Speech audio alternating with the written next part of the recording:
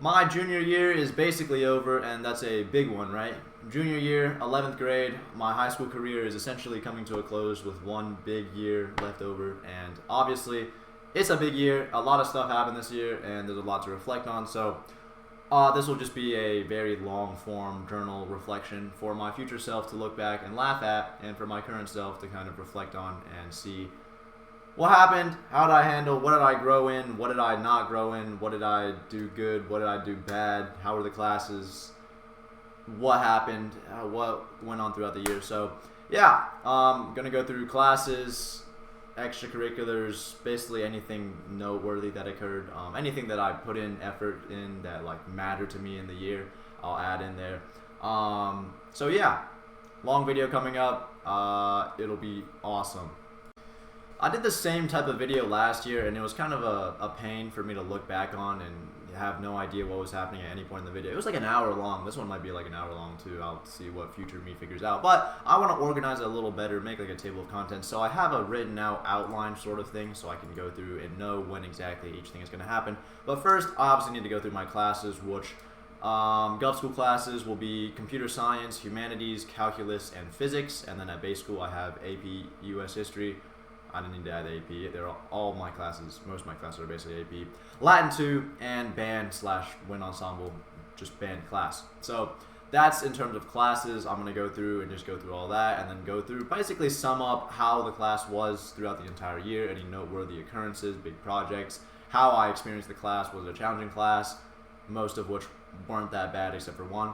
But yeah, I'll get into that, and then I want to timeline the entire year in terms of like I said, the main events, things that were noteworthy or things I put in effort to that I cared about, and just were important in some sense. So I'm splitting this year up into the fall, winter, and spring categories. So in fall, I have the SAT, marching band, Sean leaves Gov school, and then origins of my own club idea. So that stuff I'll go in the fall term. Winter is what I'm calling the mid-dynasty, more on that later. Just a few months that actually sucked and, were a horrible time of the year. I'll get more into that later. Indoor track in the winter, district band, and my club also officially starts because I made my own club. More on that later. And the spring term, the fourth quarter of Doom, which I made a video on recently. I'll just sum up what I basically talked about in my other video, where I talk about the main things in the fourth quarter that kind of sucked. The main ones I have written down are Humanities Research Project, SAT, Driver's Ed, Public Speaking, Managing the Club, and AP exams. And then some other stuff that were more minor. But these were the main things of the fourth quarter that were allegedly made the fourth quarter of Doom. In the end, it wasn't even that bad, but like, whatever. That's a future me issue. But that is essentially the entire rough timeline of everything that kind of went on this year. And then I'm going to summarize everything at the end and then look ahead in the future. But yeah, that's the timeline, just so my future self can navigate this a little bit more conveniently. Okay, to start off my classes, I want to go through computer science, AP computer science. I forgot if it was computer science A or computer science principles. I really don't care anymore because it was really a boring class. So I want to make quick work of most of the classes just because they weren't really that eventful, and I don't want to make this video an hour long. But this class, to sum it up, it was just this teacher who's literally really old. He's about to retire. Really nice guy. He had a lot of cool conversations the entire class because he doesn't teach you anything. But he assigns you a virtual course where you teach yourself everything online, and he doesn't actually teach you anything. He'll help you, obviously, when you're confused, but it's on Zybooks. If anyone knows what Zybooks is, you can literally look it up. It's just you learn computer science on your own. So I learned stuff. The teacher just didn't really teach stuff. I learned Java, I learned Python, and then at the end of each semester you make a project, and that's like a big part of your grade. But that's really all that happened. It really wasn't that confusing of a class. It wasn't a difficult class. You're assigned a bunch of work. It was a bit tedious. The moral of the story for this class was that if you're assigned like your entire semesters of work at the start of the semester, just work ahead and try to finish it as early as possible, because when you're doing everything up to the deadline, it's just a pain. Like, just if you're given work ahead of time, do the work ahead of time and then just try to finish as early as possible. I had a friend who every time, including in this class, he's given the work for the entire semester, he'll do the work he'll finish the semester's work before the end of the semester, just so he's ahead of it. And then that way you don't have to worry about dumb deadlines like night before when you're trying to like be on schedule. Don't be on schedule, be ahead of the schedule. that was the moral of the story in this class. But basically, I want to go through the 2 programs I made for each semester. First semester we did Python? Yeah, Python, and we made this in Colab. My program is a... What is this? My program is a flashcard study program. Basically, let's see if this still works. I haven't opened this in like 5 months. Welcome, this is a studying program to give desired questions and help you memorize answers. To add a question, please type add. You add. Input question here or type done to finish adding a question. What is my name? The answer, Thomas. And then, boom, input question here or done. I'll add another question. What is the greatest computer? What even is that? Quantum computer. And then we're going to say we're done, so we're done adding questions, and then you can go here. You can either add more question, answer, or wait. Input option, add, answer, or wait, okay, I didn't even read it. To add questions, do add. To practice questions, input, answer. To quit the program, press quit. Okay, Q is just quit. We're going to answer the questions. So what is my name? We're going to do Thomas, and we got it correct. So boom, that's correct. What is the greatest computer? I don't know. We're going to type something random. Your answer was blah, blah, blah. Incorrect. The correct answer was quantum computer. You got 1 out of 2 correct, or 50%. Pretty simple program. Got me 100. It's not a really difficult process at all. The code was not that bad either. So, simple program there. And then this one is a movie guessing game. This one was made in Java. Let's see if it works here. This is a movie rank guessing game. There are 7 rounds. Each round you will be given one of the top 50 highest grossing movies of all time. So your objective is to guess the rank of the movie. The closer your guess is, the less points you will receive. In order to win, you must score below 50 points. So like golf, you want less points, not more points. So it's pretty straightforward. What's the rank of Moana 2? These are the top 50 highest grossing films of all time. Moana 2 is like 48. 43. I was 5 away, so I got 5 points. I need to get below 50 in 7 rounds. Captain America Civil War, I'm going to say 18, 30. Beauty and the Beast, 32, 25. Titanic is like 3, I think. 4, yeah. Frozen, I'm going to go like 22, 24. Star Wars The Last Jedi, I'm going to go with like 8. 22. Okay, I'm at 41 points right now, so I need to get within 9 of the correct rank of this last one. Pirates of the Caribbean on Stranger. I literally have no clue. We're gonna say 32. No, it was 48, and then it says, "Oh, Nar, you lost. Your final score is above 50." Oh well. Yeah, pretty simple program. The entire reason I made this program was because I watched a new movie that's literally very good now. Box office biggest movies. You go here, I got the entire list of movies from here, top 50 highest grossing movies, and this one, which I watched recently, which was really good. So it inspired me to make this whole code thing. So yeah, computer science, not very complex, pretty straightforward. Pretty simple course overall. It's an AP class. I didn't take the AP exam because I thought it would be really painful and like a big struggle, but apparently it's really easy. Too late now though. I didn't sign up for it, and honestly I had a lot of more stuff to care about 4th quarter, so I'm kind of glad I didn't. But yeah, computer science, nothing too big. Okay, humanities class. Talk about a class that is absolutely a curveball to throw at you in your high school career. Humanities is a weird class. In the past year I took Humanities 1, and this year's Humanities 2, and then the last semester or the last quarter of this class you have to do a humanities research project. But basically, I at some point wrote a thesis stating that humanities should not be a formally taught class in any way, shape, or form because there's no objective standard of which you're being tested or able to measure in a tangible sense what you learned, right? Humanities isn't a class that teaches you, unlike math, it's like you learn this concept, you know how to do it, you know how to apply it. Humanities is you learn human evolution of thought and you walk out of the class as a intellectual or something. It's really broad and it's really stupid, which is what I thought about a year ago. But after 2 years of taking this class and after being done with it, I have a newfound appreciation for the class. In this class, we learn things about Buddhism, Hinduism, Confucianism, art of war, Bushido, all stuff about like human ethics, human philosophy, social structure, setting up like societies, societal norms, things like that. How different parts of the world learned and developed their own like civilizations, and how human thought has evolved in different societies throughout time, throughout generations, yada yada yada. Interesting class.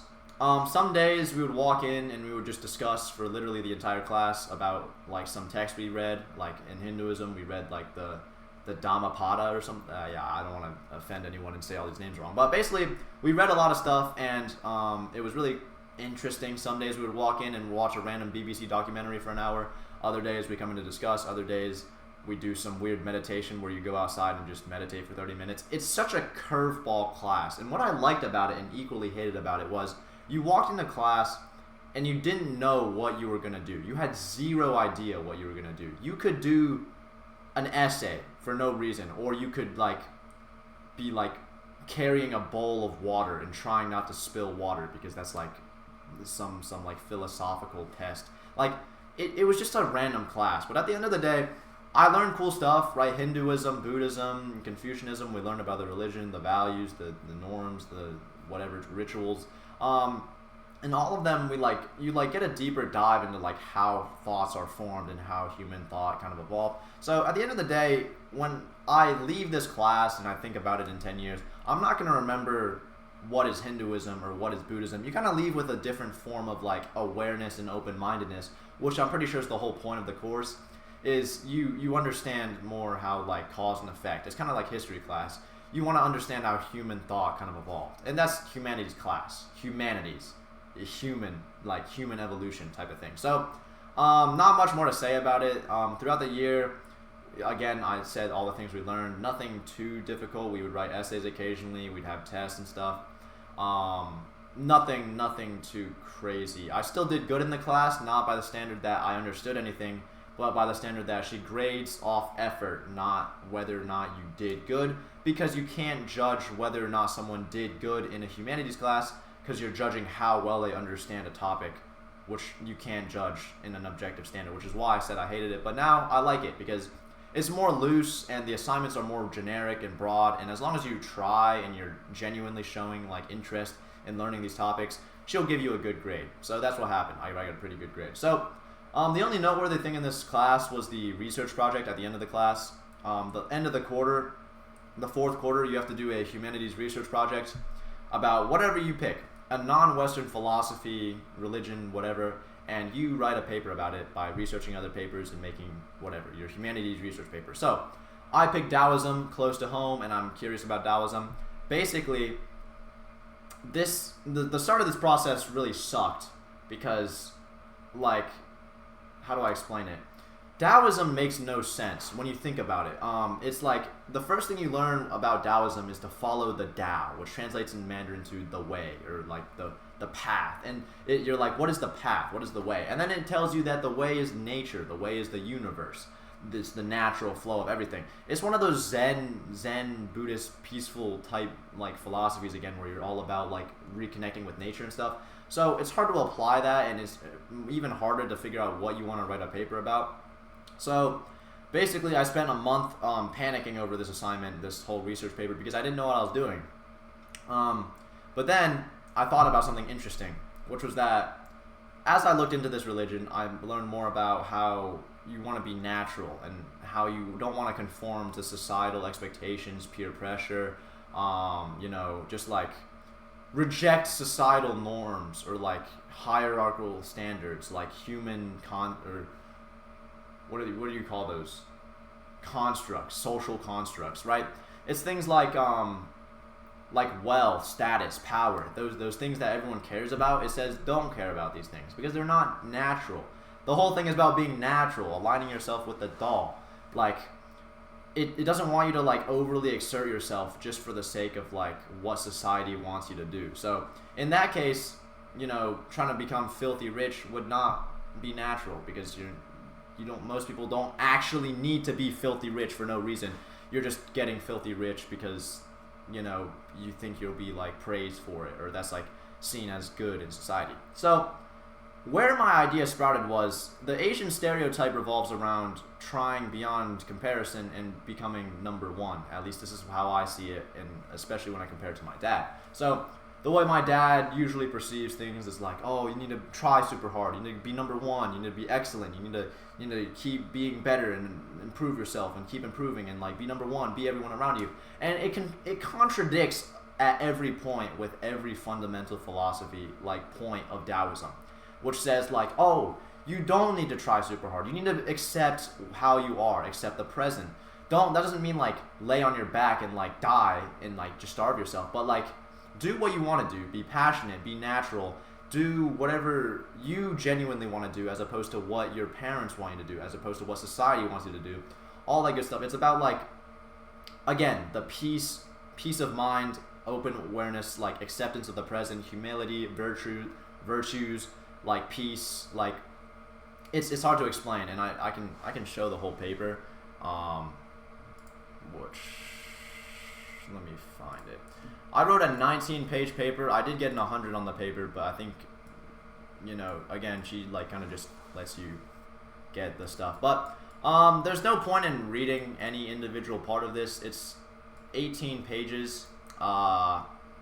It's a bit of a pain, I can't lie. But basically, I just wrote that like, I wrote about standards of success, and I said that, what's my thesis statement? Ultimately, modern expectations of success are centered around relentless ambition, competition, prestige, and material achievements, which tends to increase individual stress and anxiety and could benefit from implementation of Taoist principles regarding Wu Wei and living in harmony with the natural order to promote a balanced and peaceful society. Basically, this sprouted from the idea that Asian parenting standards make you stress yourself out and overwork yourself to the core. This is very stereotypical and very commonly seen. And that, like I said, is centered around being ambitious, competitive, trying to get prestige, and getting something prestigious and getting like rich, filthy rich, getting rich, your six-figure job, whatever. And like this, obviously, you know, trends show that like it increases individual stress and anxiety. So I'm saying you could implement Taoist principles, which originate from Asia, by the way. So I don't know why Asian parents don't. Oh, it's because Confucianism came after and kind of contradicted everything. But basically, I'm saying if you apply Taoist principles of nature, Zen, peace, all that yada yada, Buddhist monk meditation type like philosophy ideas, Wu Wei, which is doing things that are natural as opposed to doing things that are forced, doing things you want to do as opposed to whatever people want you to do, and living in harmony with natural order is better to promote peaceful and balanced society. I'm telling people to stop overworking, stop stressing, and stop trying so hard and just be at peace in the present. That's basically the whole paper. So I go into each section, ambition, competition, I define it, I give examples, I provide the counter-argument with how Taoism is the beneficial application, yada, yada, yada. That was the whole thing. And a lot of people don't agree because, like, first of all, it's hard to define what's natural. That in itself is a really stupid thing to kind of talk about, right? I had a teacher when I was presenting my thing. She was like, "What is natural?" Because she's Indian, and I'm assuming she has like 5 children. I'm assuming she wants her 5 children to be very successful. Obviously, she's gonna not like the idea of, "Oh, you want my children to just accept the present and not try to be rich? Are you serious?" And like, obviously, different people with different perspectives are not going to agree with me, but I think it's the right idea. And I think it's a spectrum of like agreeability, but obviously if you're stressing out and overworking yourself and all that bad stuff, you would obviously benefit from applying some Taoist principles of being more in line with nature and being more peaceful and stuff. So at the end of the day, I do agree with what I said. At the same time, I'm extremely hypocritical because I don't actually align with any of it. I myself am still very ambitious, very competitive, very trying to get prestigious, and very centered around material wealth. Not particularly, but basically, I'm a hard worker, so I don't exactly line up with my own preachings about applying Taoist principles anyway. So I'm a hypocrite, but that was my paper. I got an 100. I stressed about it a lot, but when I got my idea, when I got my thesis, I ran with it, and it was really simple. I got to the point where I'm not sure if this was how she wanted it to happen, but I got my thesis and I got my argument, and then I looked for sources to back up the argument. Not I got all my sources and then made an argument surrounding those sources. But I'm pretty sure I did it the correct way, because you want an authentic paper. And she emphasized a big part of the process. Everyone was using AI, so she was getting really sick of it. So she said, I don't give a poop about AI. I really don't want it to be good. I want it to be genuine, and I want you to show me what you actually think. So I made my thesis. I made my own argument. And then I made sources back it up.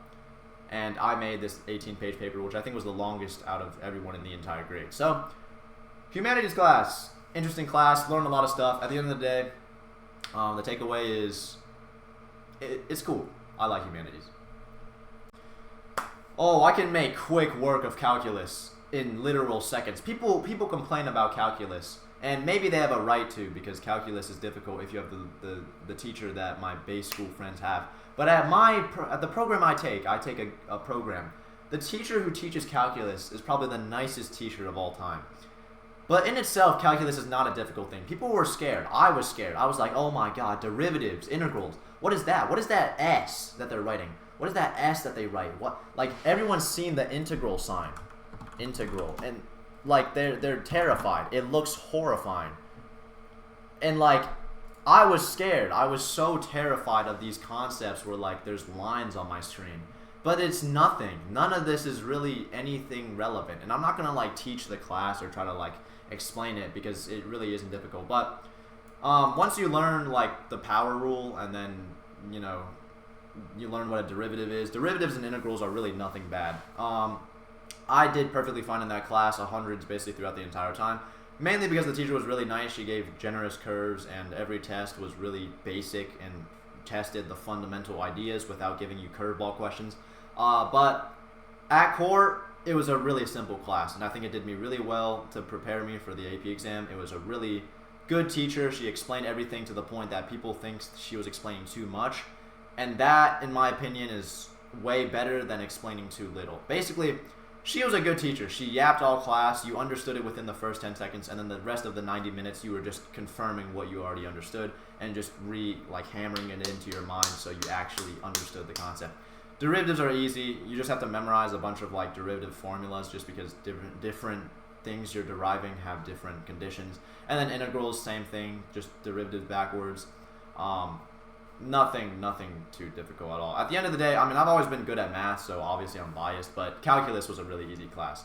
But yeah, nothing particularly noteworthy happened in this class. It was a really, like, rinse and repeat type of class. Every day you got a new packet, or every few weeks you got a new packet. You took the final test for the unit. You did good on the final test. You got a generous curve for the other people who did bad. Yeah, nothing to talk about this class. It's just so easy. But yeah, if you need help in calculus, you can look up help, because I can't help. But yeah, it's a simple class and pretty chill. And I think I did good on the AP exam. But that's me. In 2 months we'll figure that out. AP Physics C Mechanics, I believe, is the class I took. Physics Mechanics. I don't know why there's so many different types of there's like physics, electromagnetism, physics, mechanics, and then whatever base school people took, which is just physics. I really don't know what the difference is. But boy, has there a lot to say about physics class. This is by far the most challenging and worst class I've ever taken in any point in time in my entire career. Physics tops everything. Worse than AP Chemistry, in my opinion. And other people don't agree. Other people in the class said that, oh, AP Physics or AP Chemistry was way worse. Not for me. I sucked at physics. And it's really sad, because I went into the year thinking, wow, physics is so cool. I get to learn about collisions, objects, like how things fall, how things collide, how things move, how things, like, fly, how things, whatever, right? Physics, it's cool. It's a cool class. And it's a cool class. It still is, but, like, my God, is it all just math and formulas and applying things and figuring out when to apply, where to apply that formula, where to apply that concept, when to identify what's happening in what scenario. It's so much stuff, and then they just give you a problem and you need to figure it. It's like in the class, you're given a bunch of books. So you put all these books on a shelf. And then when they give you the test, you just have to pick off every book off the shelf one by one to figure out which book can answer the right question. There's so much content, and then when you get a question and you don't know what to apply because you learn so much crap that you don't know what's being applied. And unless they tell you, oh, this is a kinematics problem, you need to use kinematics equations here, you literally don't know what's going on. In my opinion, I just struggled a lot. But I started the year off with like in the hundreds on a few tests, and I was like, wow, this class is really easy. Then we hit the middle of the year when all the units just started becoming really complex, and half of it I'm gonna blame on the teacher, but half of it I inevitably will confirm that the class itself is just really struggling or really challenging. But the teacher also really sucked at teaching. He didn't teach, he just did example problems on the board, and he expected you to understand and derive what was happening from the example problems. I can't. Those problems are so cancer. He'll be like so jolly when he's explaining the problems. He'll be like, all right, so we're gonna solve this, and then solve that, and when we get here, you're gonna realize you can apply that formula. So then we're gonna jump here and then apply that formula and this, and that, and the whole time he's like, so not too complicating, right, guys? And everyone's like, and in reality, everyone's lost. Everyone did terrible in that class, except for my friend who, inevitably, when he doesn't understand something, he'll go to the textbook and actually study like a bum. I would have become a studier. I started bombing like tests halfway through the class where I started dropping C's, and I would have locked in like my friend who can't take a C for his life, and he just locked in on like textbooks and like external studying sources. I would have done that, but there's test corrections. So when I drop a C, I can drop a test correction and then suddenly get an 85, and then the next test I get an 80, I can actually get a 90. Basically, if I average it all out, getting an A was really easy. Doesn't really matter how bad you do on the test because you get a test correction. And the dumb thing about test corrections is they favor the people who do worse. If someone gets a 50, they can get 25 points back. If you get a 95, you can only get 2.5 points back. So, you know, talking about mathematically or bang for buck type of thing, you're more advantaged if you do worse on a test, if you get what I mean, right? So, like, I could have studied harder and, like, been like my friend who just, like, locked in on external sources for studying, but I realized I could do that and get a good grade, or I could not do that, not try that hard, fail the test, and then do test corrections and still get a good grade. So, yes, I cheated the system. Yes, I didn't try as hard as I could have tried, but in the end of the day, I genuinely tried to put my effort into that class, but I just couldn't. Physics is just not for me. And the teacher, like I said, I blame the teacher half the time for just running through examples and not explaining anything thoroughly. Half the time also, he runs us through mathematical equations, and then the actual test is a bunch of conceptual questions that are not, like, related in math, at least in the way that we see it. So, in that too, like, we just miss half the problems on the test because they're all concepts that we didn't learn. So, basically, the teacher for physics was not that good. No hate to that guy. He's a really jolly guy. I don't think he was that good at teaching it. And then two, it's a difficult class, regardless. I don't think even a good teacher, quote unquote good teacher, would have gotten me through that class. It was just like, or obviously a good teacher would have gotten me better, but in the end of the day, I would have struggled regardless. This is just a really bad class for me. But, yeah, midterm, I still did really good. The final, I still did really good. And the AP exam, I probably got like a 3 because I didn't study for that one because I gave up on it. But either way, don't want to go too far into physics. It really wasn't that it wasn't like there wasn't much to talk about it. It's just a difficult class. But I made it, and I ended with an A in all quarters, so that's all that matters. APUSH. AP US History. What an interesting class. I ended last year taking world history, and I thought I was about to cry myself to sleep because I thought to myself, I will never learn an interesting history class ever again. World history is like peak. But then I went into US history, and oh my god, my teacher is the second coming of Jesus Christ. This guy can explain lessons and explain the class in a way that it's like watching a movie. Every class, I sit down, so hyped, so lit, ready to study, ready to prepare for school, or ready to learn about history. And this guy, he explains it like a movie. He's like, then this guy betrayed that guy. And then, like, okay, I'm exaggerating really hard, but basically, I liked APUSH. The teacher explained things really well. He made it really. He was a good teacher. Like I say, other teachers are good, and usually I can say that because like they were nice or something.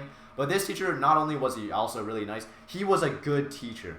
right? He would explain stuff. He would be so passionate about his explanation that would make you want to listen to him more. He would dramatically pause at important moments just so you could let that sink in and think about what exactly he just said. He's like a peak public speaker. He knows how to explain his class. He deserves his title as an APUSH teacher.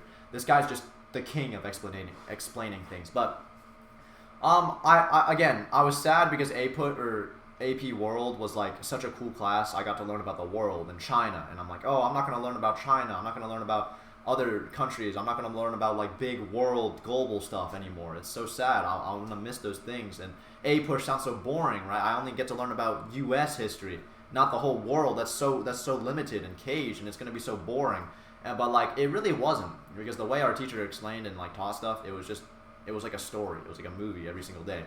Especially when you got into the more modern day. I live in America, so obviously when you learn about like the late 90s and basically the 1900s, you learn about a lot of the background to what things are nowadays, especially politically. It's really interesting. But yeah, APUSH was cool. I liked APUSH. I'm not sure what else there's to add. LEQs and DBQs, I suck at writing. Truly tragic.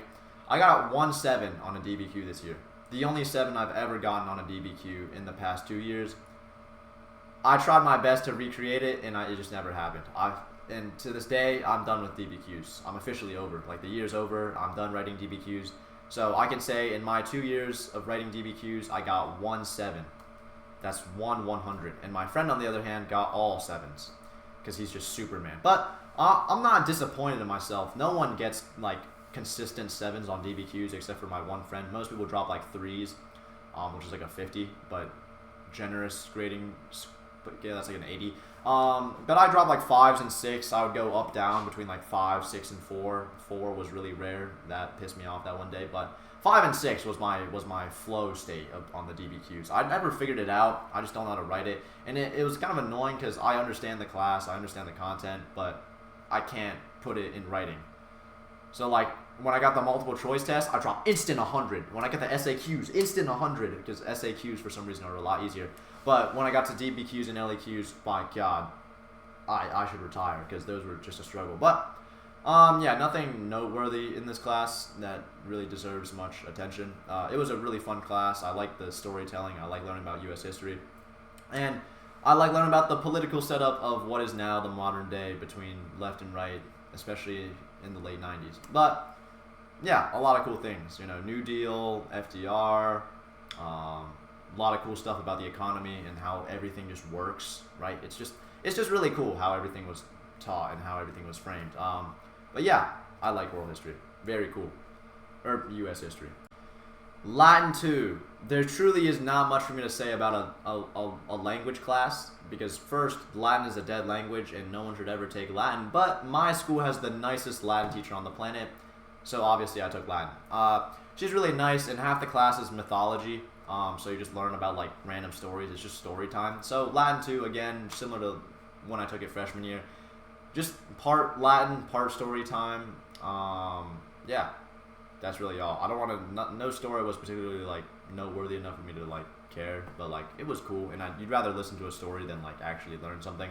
So yeah, Latin was interesting. Actual Latin, like the language itself, was not too complicated. You just memorized random words and then learned how to like how the grammar rules work. It was a bit of a struggle, but it was overall really easy. It was like the type of class that you never got homework in. The teacher was really nice, and you just never had to worry about. So I liked it. And most notably, in the final exam that I took literally yesterday, I took the final Latin exam, Latin 2 exam. Allegedly the most difficult Latin exam across all the years. I got a 130 out of 127, the highest grade out of 3 classes combined, or not combined. The highest grade out of 3 different classes of students who took that same test. Basically, I dominated that final Latin exam. And the best part is, some people, there was like a game, and if you won the game, you got a cheat sheet. And on that cheat sheet, you could write every answer you possibly could. I did not win that game, so I didn't get a cheat sheet. My friend, who's really smart, he got the cheat sheet. So he could have written like every answer on that cheat sheet, and he did. So I thought he would have gotten like a perfect score, but he got like a 90, and I got like a 105. So like, I don't know, man. I'm just Superman. Basically, I studied for like an hour and I got like an 102. So it was just like a chill like final exam. Big flex. I was pretty proud of myself just because I thought I would do pretty bad in that final exam, just because everyone was making it so scary. But yeah, Latin 2, nothing too crazy. Really just chill class, nice teacher. Okay, band. I want to make quick work of this, but it's truly a mixed bag. I'm a band kid, and I'm like a band heavy type of person. But I don't like band class, and I can explain why. It's just the standard of my school's band has fallen so hard since COVID that it's just impossible to recover from. And it's basically what I mean is our band sucks, and the music that's picked is very coping and very compensating for the players that suck, which is most of the players. So therefore, the music is really easy and it's really boring, and I can basically perfect it in one day. And then the rest of the time we spend to practice for the concert, I literally have nothing to do. Because one, low brass, I play trombone. Low brass never has anything cool to begin with. And like, I can figure out the most difficult parts of the piece in like 30 seconds at home over the weekend. Basically, the routine for every concert is we get a new piece of music, I go home on the weekend, and I play through every piece and sight read it instantly, and I'm like, alright, I can easily, this is fine. I could probably sight read every piece of ours on the day of the concert and be perfectly fine. They're just not difficult pieces, and I'm exaggerating a little bit. I did like some of the pieces, and they're all parts that are cool, but overall, it's just not that interesting of a class. But I like it still. It's like a brain dead class, like instrument, and I like playing my instrument, and I like playing trombone, so you know, band class is like the nice brain relaxed type of class at the end of the day for me. It's definitely a nice just like relaxation type of class compared to all the other ones, because most of the time we're not even playing, and then when we do play, we play something cool, we play something not cool. Either way, I'm playing something. So I guess I'll rephrase. It's not a terrible class. It's not like super bad, but there were times like, Jesus Christ, the music was like some concert cycles, the music was boring, the class was boring, nothing happened. It just wasn't there. So what do I say about band in the end? It's all right. I'll give it. It's a good class. It could be so much better. I'm just like complaining because I have a high standard. And there are other people in there that have a high standard. Like, there are other players in there that are, like, really good. And, like, they're just, like... There's a lot of good players in there. And then the majority of them, though, just aren't that good. And I want to be, like... I'm not even trying to be egotistical. This is just how I see it, right? It's my view. But the music is just too easy. And we could level up, but right now we're kind of coping and compensating for the bad players. So it's just, oh, well. But notable things that happened. Halfway through the year... people were complaining, right? Other people like me who were saying the music was too easy. He suggested chamber ensembles. So the teacher heard him and he was like, wow, what a great idea. I'm going to add this. So we have chamber ensembles. Basically, little individual groups where when you're not practicing anything in class, he'll send you out so you can work on a different piece as a smaller group. It's really cool. I got put in this little brass quintet group with the best brass players, and we played a little tune, and then we prepared it for a performance at an art festival in the spring. So that happened like halfway through the year. Pretty cool. Not a like big deal. It was just better because I'd rather be out practicing something in a smaller group, like instead of just standing in class letting other people practice and falling asleep while the teacher's trying to help the other people. Especially our flute section. Our flute section is trash. He has to spend like half the class helping them, and during that time, I'm literally falling asleep. I brought a book in. I'm literally reading a book during rehearsal. And then he's like, all right, guys, now everybody. I'm like, oh, shoot, I got to close the book and get it ready to play my whole notes and like go fall asleep again right after. But, yeah, not too difficult of a class. Nice music overall. Or not nice music overall. Like, it's just mid. I'll give it like, it's above average. It's not bad. It's just not good either. Really a mixed bag this year. Jeez, like, if I had the choice to quit band and only do marching band, I think I probably would take that, if I'm being totally honest. But then I wouldn't be practicing at all during any point in time, so then I would slowly become trash at my instrument. But that's another point. I'm not in jazz band, and when you're only in band class, you get a lot worse at your instrument because you only play every other day and the weekend. So I basically only got good practice on the weekend if I felt like it. Basically, you get worse at your instrument over time. And district band was a different period where I practiced more every day because I was locked in. But most of the time during the year, you kind of suck. Unless also marching band, you get practice every day. But What do I say? Overall, it was all right. I don't want to trash talk it because I'll mention later that I have 2 awards in band this year. Just because I was a locked-in fellow, like I did good at all the music and I was like a good student, like a textbook good student. I don't know why I got these awards because I wasn't like a spirited student. I wasn't like walking in the band like, let's go, let's play this music. I'm so hyped for this music right now. Like I walked in the band, I sat down, I played well, and then I left. Literally nothing like. I wasn't like so hype or so into the music. I was just there and I played well and I got 2 awards at the end of the year for it. So, yeah, not a bad class, not a crazy class either. Just overall, just it's a good class, I guess. All right, now to get into the actual timeline portion of the year, I'm gonna go through what I have written down for the fall type of period, which includes the SAT, ambassador tutoring, NHS, marching band, Sean Leaves Gov School, and Club Origin. So I'm going to go through the fast runs of these that I can do in like 30 seconds for all of them, and then get to the actual like more dense portions later. So SAT, I'm including this because I took the SAT at the start of the year. I'd say I'd studied a lot. And I did Khan Academy, and I just brain dead went through a bunch of questions on loop for like 2 months. It really didn't help looking back, but I thought it was enough studying. So I went in, got a 1330, which some people would say, that's really good, and other people would say, that's ass. And I personally thought it was ass. My goal from the SAT was always like 1500, just because like it matches with the standard I've set for myself in like just general academics, right? I'm the type of guy to get like a 90 on a test, like an A on the test, and I'm thinking 1500 on the SAT is the equivalent of getting an A on the test, in my opinion. So 1500 was the goal. Obviously not on the first try. I wanted at least a 1400 on the first try, but I got a 1330. Pretty ass. Either way, I don't want to talk much about this because I want to maybe talk about it separately.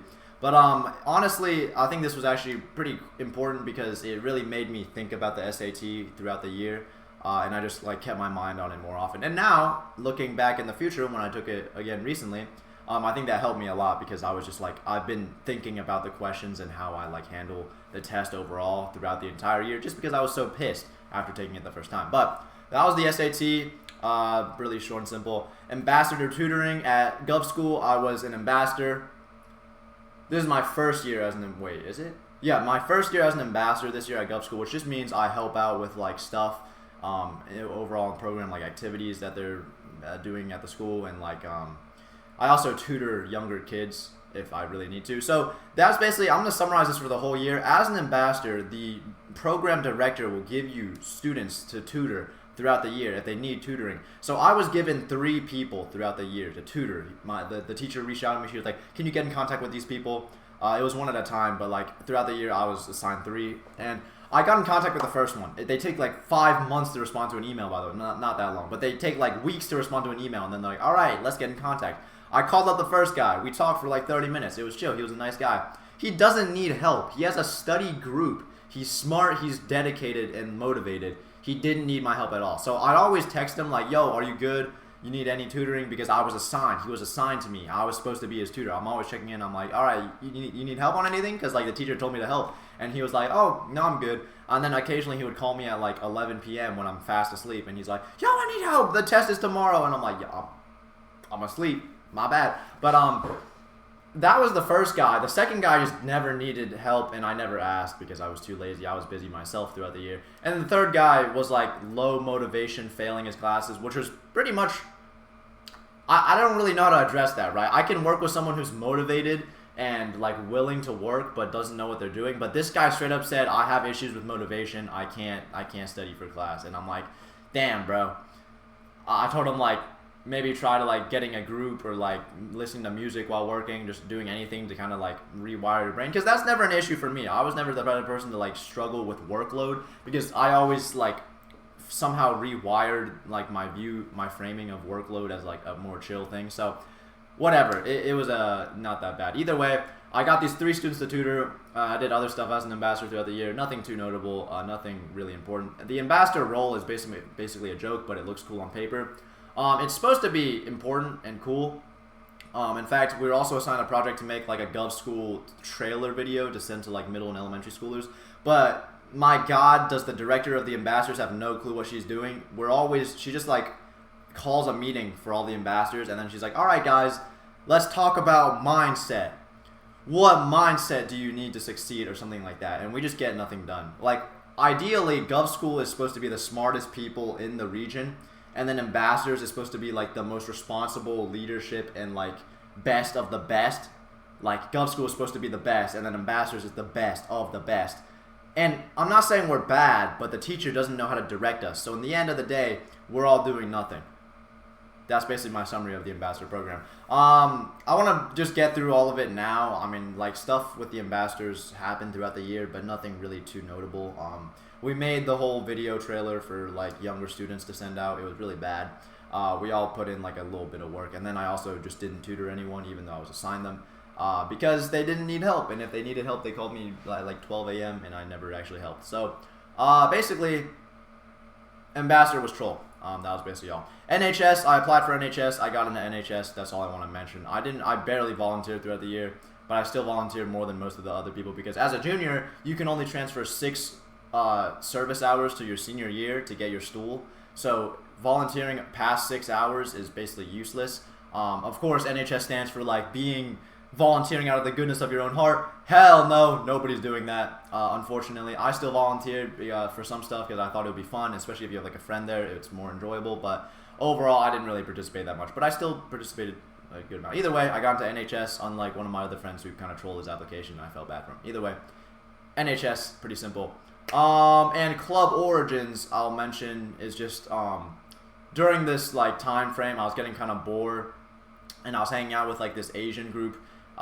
There's like 2 other Asian guys, and I was like, we should start a club. And they were like, yeah, and they were all trolling and like thought it was like a funny joke. But then I actually got the idea, why don't I start my own club around like Asian culture or whatever and whatever crap. So not to get into detail because that's more later in the year, but that was where the idea started for making my own club, where I just talked about like what if I make a club at school about like Asian culture and like get a bunch of like Asian people together. Because at this point in the year, I had a really weird obsession with like finding a group of Asian people that like clicked with me, mainly because I didn't find a group of I didn't find a friend group that clicked like academically and like, so I don't know how to explain it. Basically, I respected Asian people a lot because I thought like stereotypically they'd all be really smart or something.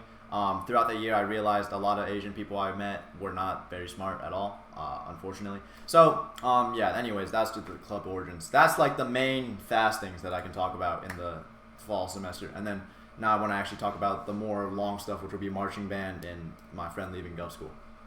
Okay, marching band is an absolute mouthful, so I may have to pause dramatically just to like organize my thoughts and stuff. But to start it off, just to say, on paper, this marching season was probably the worst season. Okay, maybe not that bad, but it was a pretty bad season on paper, and that's shown by just how slow our progress was. We went to all of our competitions, basically got like last or second to last or pretty close to last at every single competition. At finals, we got like 11th out of 12th. And 12th was this other school nearby us, which was literally like dirt, broke, and poor and terrible. So we basically got last at finals. Basically, we sucked throughout the entire season. It was not a good season. And on paper, if you were like a non-biased standby, like outside viewer, like third party looking at our progress throughout the season, you would say, yeah, they suck because we didn't really go anywhere the entire season. We got better, we improved. We worked on our show, obviously, but everyone else was doing that, but better. We were just slow, we were bad, and we were not good. To nail some specific things, like right off the bat in band camp, the progress was terrible. We didn't finish our entire show until halfway through like the season. And our local like rival school, they finished their show at the end of band camp. That's a non-negotiable like no leeway criteria for them to hit. We barely finished like half of our show by the end of band camp. We were like not there at all. Our discipline is terrible. And part of that's attributed to our leadership team doing nothing, myself included, to enforce discipline. So we left too much on our director to handle that. But discipline was terrible. When he needs stuff to happen, it's not happening because people are just like goofing off and not doing it. And like when he yells at you, people don't take it seriously. People are too busy being distracted and all that good fun. So discipline wasn't there, therefore progress wasn't there. And spirit, most importantly, also was kind of dead in the sense that nobody cared about the show, more so they cared about going as a social place. Like, freshman year was a great year when we made finals and everyone was locked in on the show. And I can't say I've had that same experience any other year since freshman year, because obviously most people are going to be locked in on the show, but it's like a lot of them aren't, and they're more there to talk and goof off and do other stuff. And this is like the improvement of the show is not the top priority. And I don't want to be that no fun nerd that's like, no talking, no doing whatever, only focus on it's not that brain dead, but it's not locked in whatsoever. Like, the spirit is not honed towards the improvement of the show. It's more there to be there. And I feel like half the people who were there also just felt like they were forced to be there, even though it's a choice and you pay to be there. So either way, overall, just lack of anything in that, lack of substance in that group. Also, to point out, like I said before, the student leadership team did not really do anything throughout the entire process. We barely contributed anything. I'm really annoyed when we do those leadership meetings and once a week, and he's like, the director's doing it to check in on us and say how is everyone doing, but then everyone just says oh yeah, we're doing fine, and then they're like, what are some things we've noticed about rehearsal, and they're like, we need to focus more, and we need to lock in and get better at that part and stop goofing off. And first of all, they point out all the most obtuse, obvious things that are wrong, and then they provide the most bare paper given techniques to fix them, and then they don't actually fix them. No one's actually doing anything. I feel like everyone there is more concerned about sounding like a leader than actually being a leader. And not to say I did anything in particular to help. I didn't particularly help out in a actual sense, but I also didn't contribute useless statements to begin with. Anytime I contributed in the leadership meetings was something I actually wanted to say and actually helped, and everyone was like, "Whoa, yeah, that's a good point. That's a good point. What he said." And it was actually something like reviewing our performances after competitions. Nobody knows what our show even looks like because no one has watched it before. This is tech freshman year was a necessity for me. I need to watch the performance. Literally for the past 2 years, the director literally doesn't post the performance, so no one even sees it. I'm like, dude, can we look at our performance and make everyone reflect on it, make it a grade, make you I don't know. Basically, the leadership team was not particularly sharpened. Not to say everyone was bad, there were some good people, but generally speaking, in terms of how effective we were as a team, nothing happened. The most focused everyone was when we were arguing over this dumb award to give out to the best student of the week or something, and that was so stupid. So leadership team wasn't good, and then two people I have to complain about specifically, literally just to complain about them. One, we had this senior transfer from a local school. Apparently, to my knowledge, she was expelled from her old school for vaping, smoking, or doing drugs, one of the above. I know this because I talked to people from her school because I know them from Gulf School. And I knew it was bad when I was excited at first. I'm like, we got a new senior transfer student. She's solid at her instrument. So I went to Gulf School and I asked the people from her old school. I was like, yeah, did you, what was wrong with that one student? Why did she transfer out? We got a new trombone student. And then they were like, oh yeah, how are you handling her? And I'm like, what does that mean? How am I handling? So it was very obvious from the start when I talked to her old bandmates that she wasn't good news. Just the way they talked about her. She's like, yeah, how are you handling it? Is she pissing you off yet? I'm like, what? And this was before I got to know her very well, so she wasn't pissing me off yet. But that's when I learned that she apparently got expelled from her old school, and she was just an asshole around and just not a good person. Oh well, right? That's unfortunate. As I got to know her throughout the season, it kind of made more sense. She just was annoying, and she was also one of the most talkative, most least focused, and just not overall honed. She wasn't a bad player as an individual, but more importantly, she was promoted to co-section leader to lead the section alongside me, which is perfectly fine on paper. I'm always fine with someone helping out, but she low-key just took the steering wheel sometimes and tried to lead stuff, because she'd always be like, oh, we're co now, so we need to share time leading. And then when she leads, nothing gets done, and it's just the most inefficient thing I've ever seen. So that was probably the biggest thing that pissed me off. And then overall, she was just an annoying person. But I don't want to get into it. My mom made me record leadership logs, which is basically myself reflecting at the time how the season's going. So I have leadership log 1, 2, 3, 4, 4.1, senior night, and marching season finals. Basically, half of them was complaining about this senior who was co-section lead. she just didn't help. By all means, I think I agree with this with all my heart. She was worse.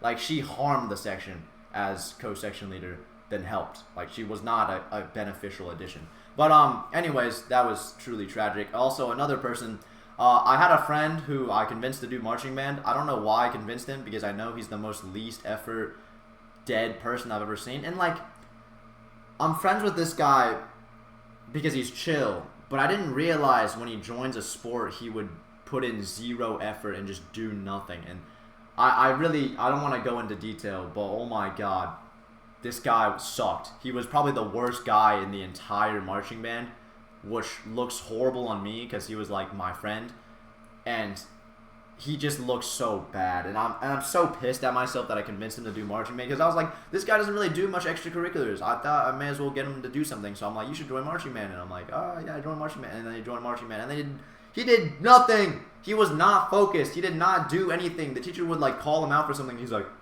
what?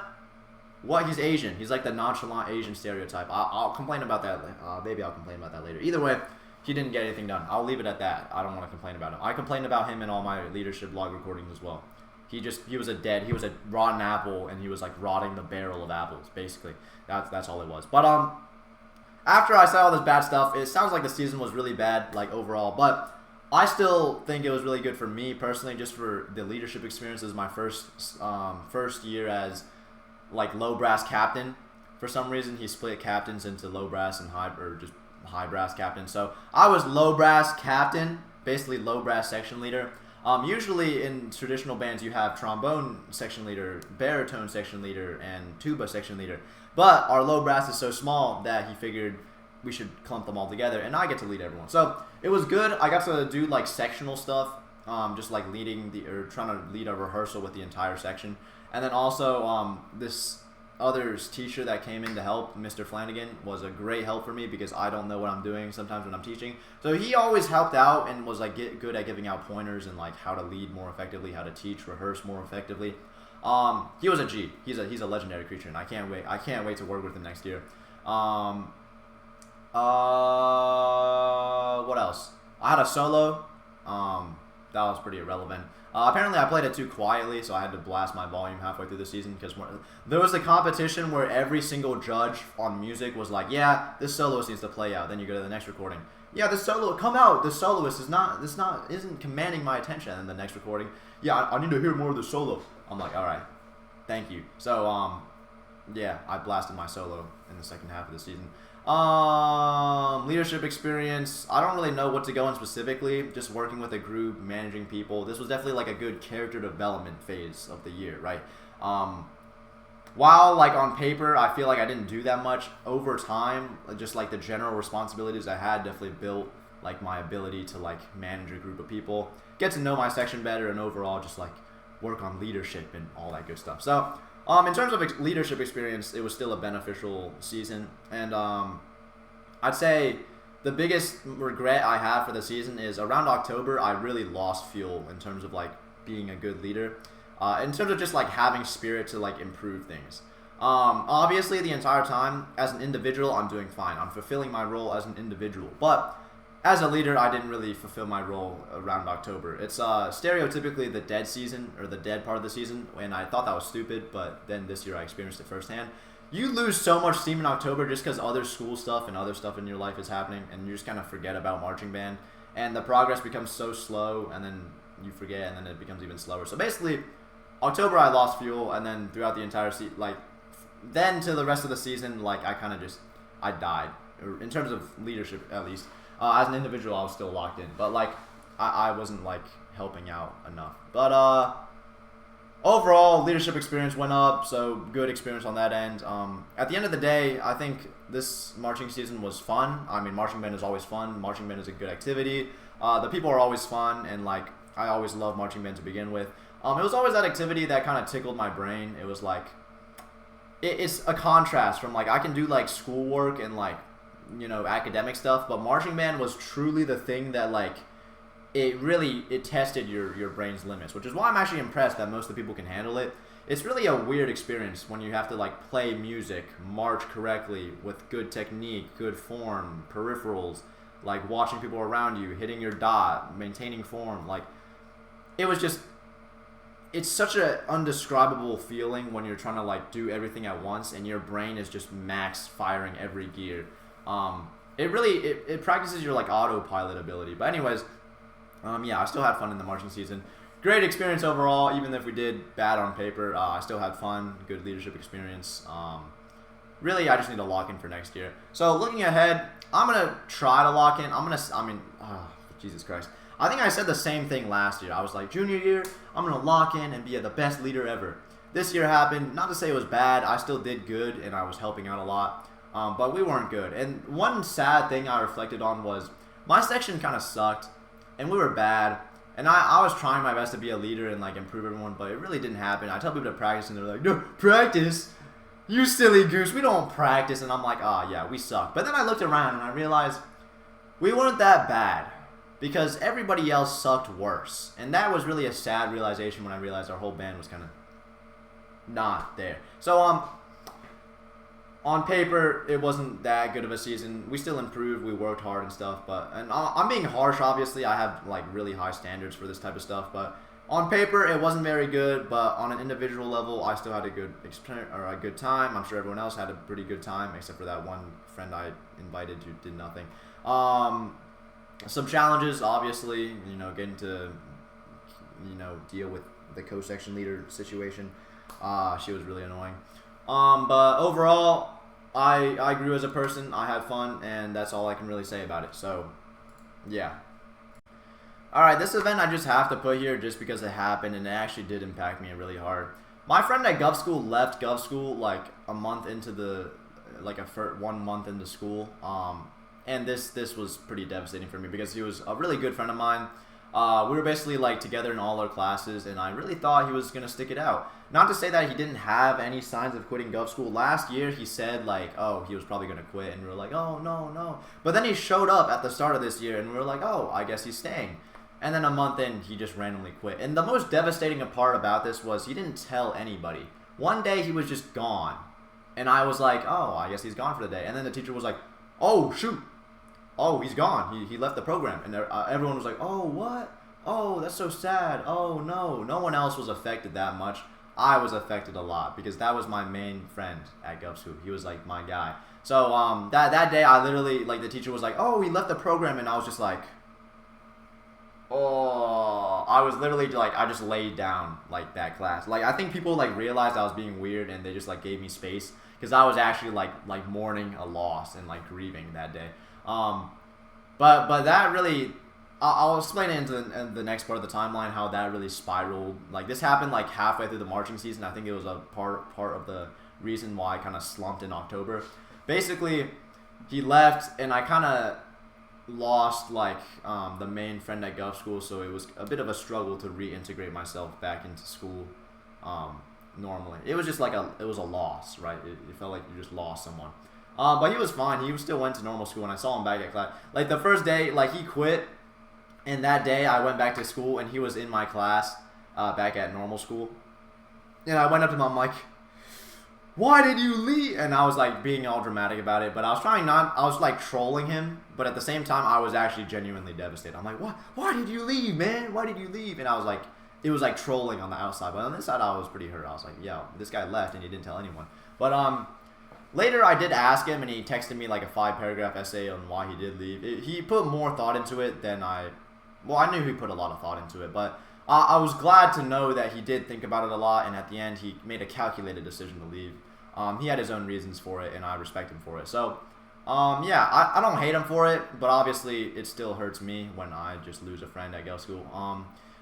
And I'd say this impacted me in the sense that he was my like #1 guy at Gov School. He was like, we were like in all our classes together. So when he left, I kind of, not to frame it in a bad way, had to get to know everyone else in the class. I say like it's a bad thing. It's not a bad thing, and it's not that the people in the class are bad and like, but like he was the guy. So when he left, I'd say I had to, I don't know how to explain it. Basically, it was just like a loss. So,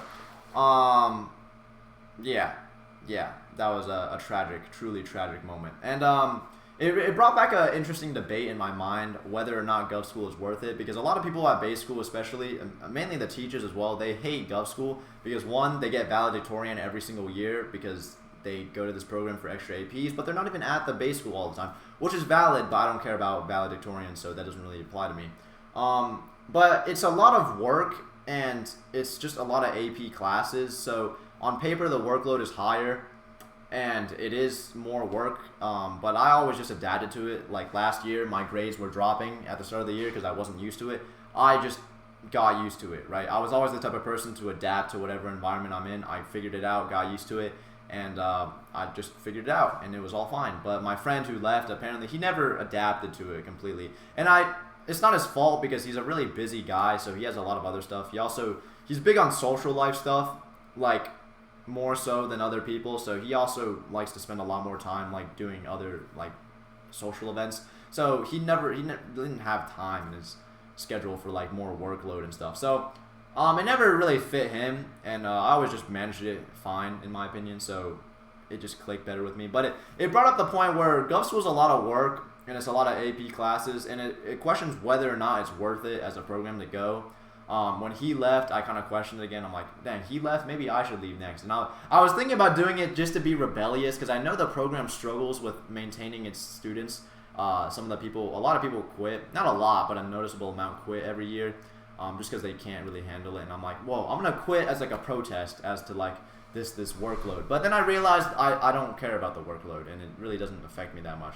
My biggest issue with the program is probably that it enforces a bad stereotype on the people in the program. I do Gov School for the people initially. That was the idea. I thought I'd meet like a bunch of super smart people, and not to say they aren't smart, but they aren't what I expected. But throughout the year, I've realized everybody there actually has their own talent, even if it's outside of academics. So at the end of the day, I'm also being really high egotistical and being really judgmental. They're all really good people at the end of the day. They're all better than base school normal people. So I'm being too judgmental upon them and whatever. Basically, my friend left Gov School, and it really helped me reframe. It went through a rough time, but it also helped me reframe what I was there to do. So whatever. I just had to point this out that it happened because it actually did like annoy me a lot during that time of the year. Alright, moving on into the winter part of the year, I'm going to go through the things I have listed here, which is the Mid-Dynasty, Indoor Track, District Band, and Club begins. So, to start off with the Mid-Dynasty, to kind of branch off of what I just explained, my friend left Gov School, and that was pretty impactful on me. Obviously, I'm more fine now, but at the time, that actually really annoyed me. So, the Mid-Dynasty was basically a period starting, I'd say, when he left Gov School to around mid-February.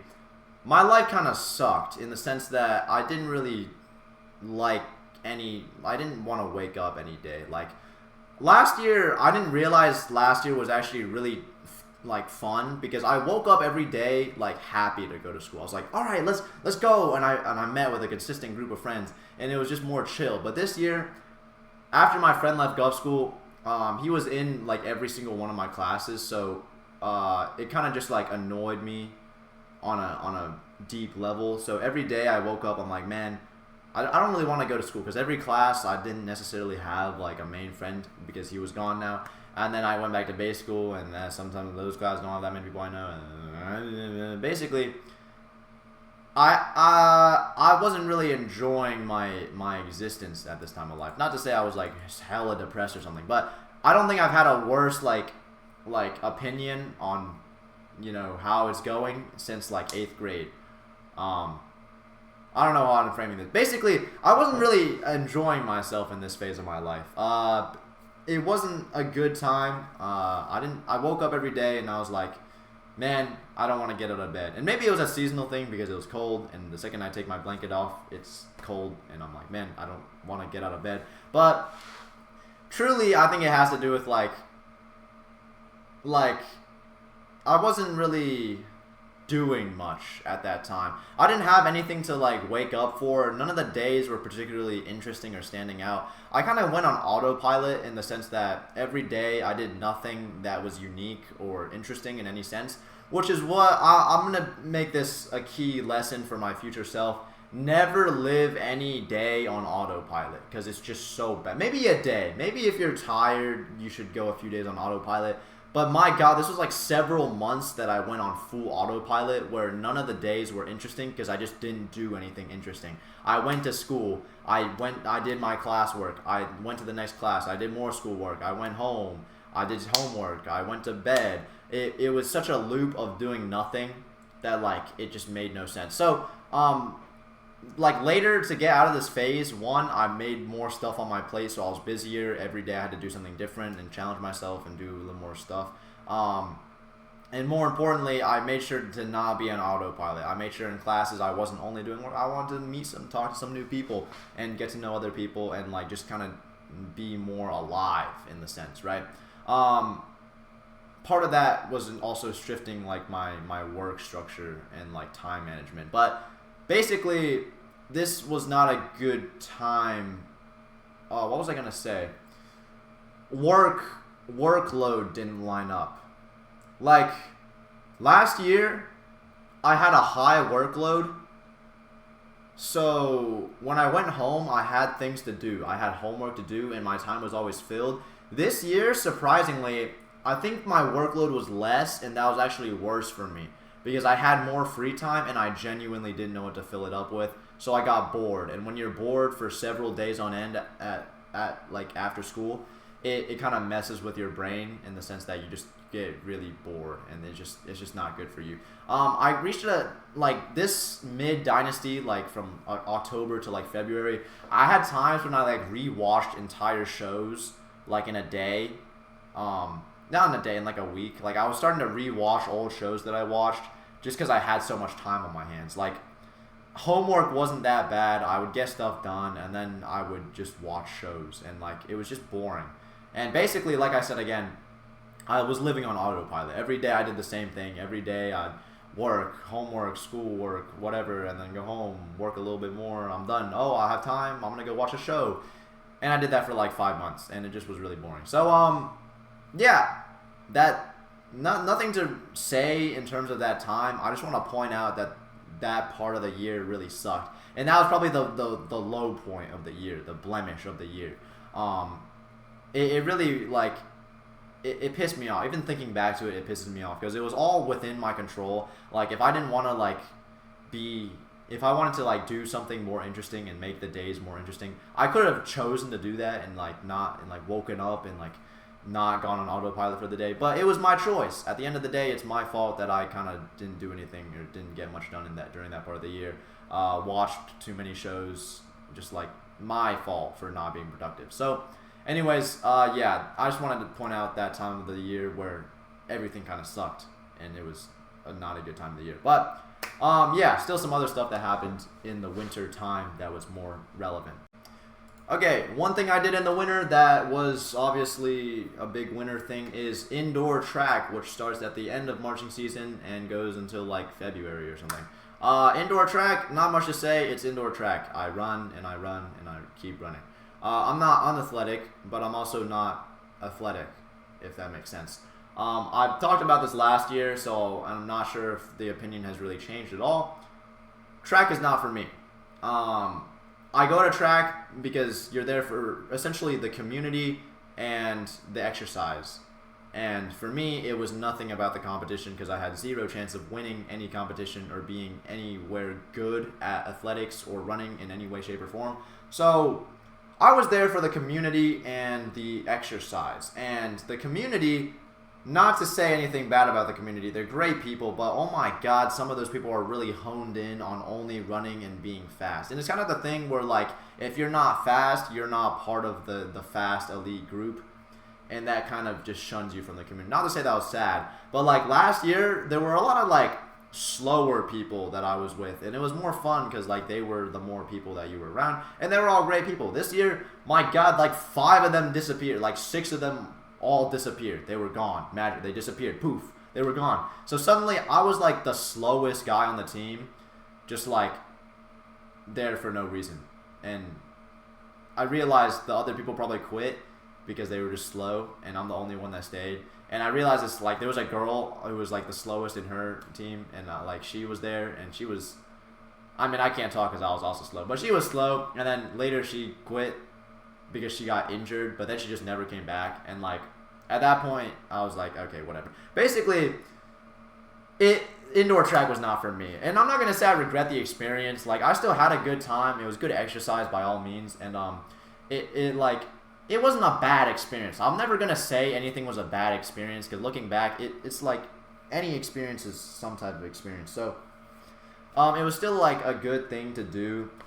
But the coach is also, like, not to say anything bad about him, our training technique is terrible. We just, like, you do, like, a 20-minute run or you do a workout. There's no variation. And that kind of builds into my autopilot day thing again, where I was, like, not having a good time at this time of year. You do schoolwork, you do whatever, you finish school, you go to track, and you do the same thing every day, either a workout or a 20-minute run. And Jesus Christ, that was so bad. And I did get better at running. That's the plus of this whole ordeal. I think I got better at running in the sense that I could run for 20 minutes without stopping. But also I can run longer than that now. Also, not anymore. I'd probably suck now. But I reached the point where I was like, I really got into that cross-country mindset where I'm like, I can run for a good period of time and I don't stop because you can just like, you reach a point where you're like, you're tired, but you can keep going. And that was the like enlightenment point of the season.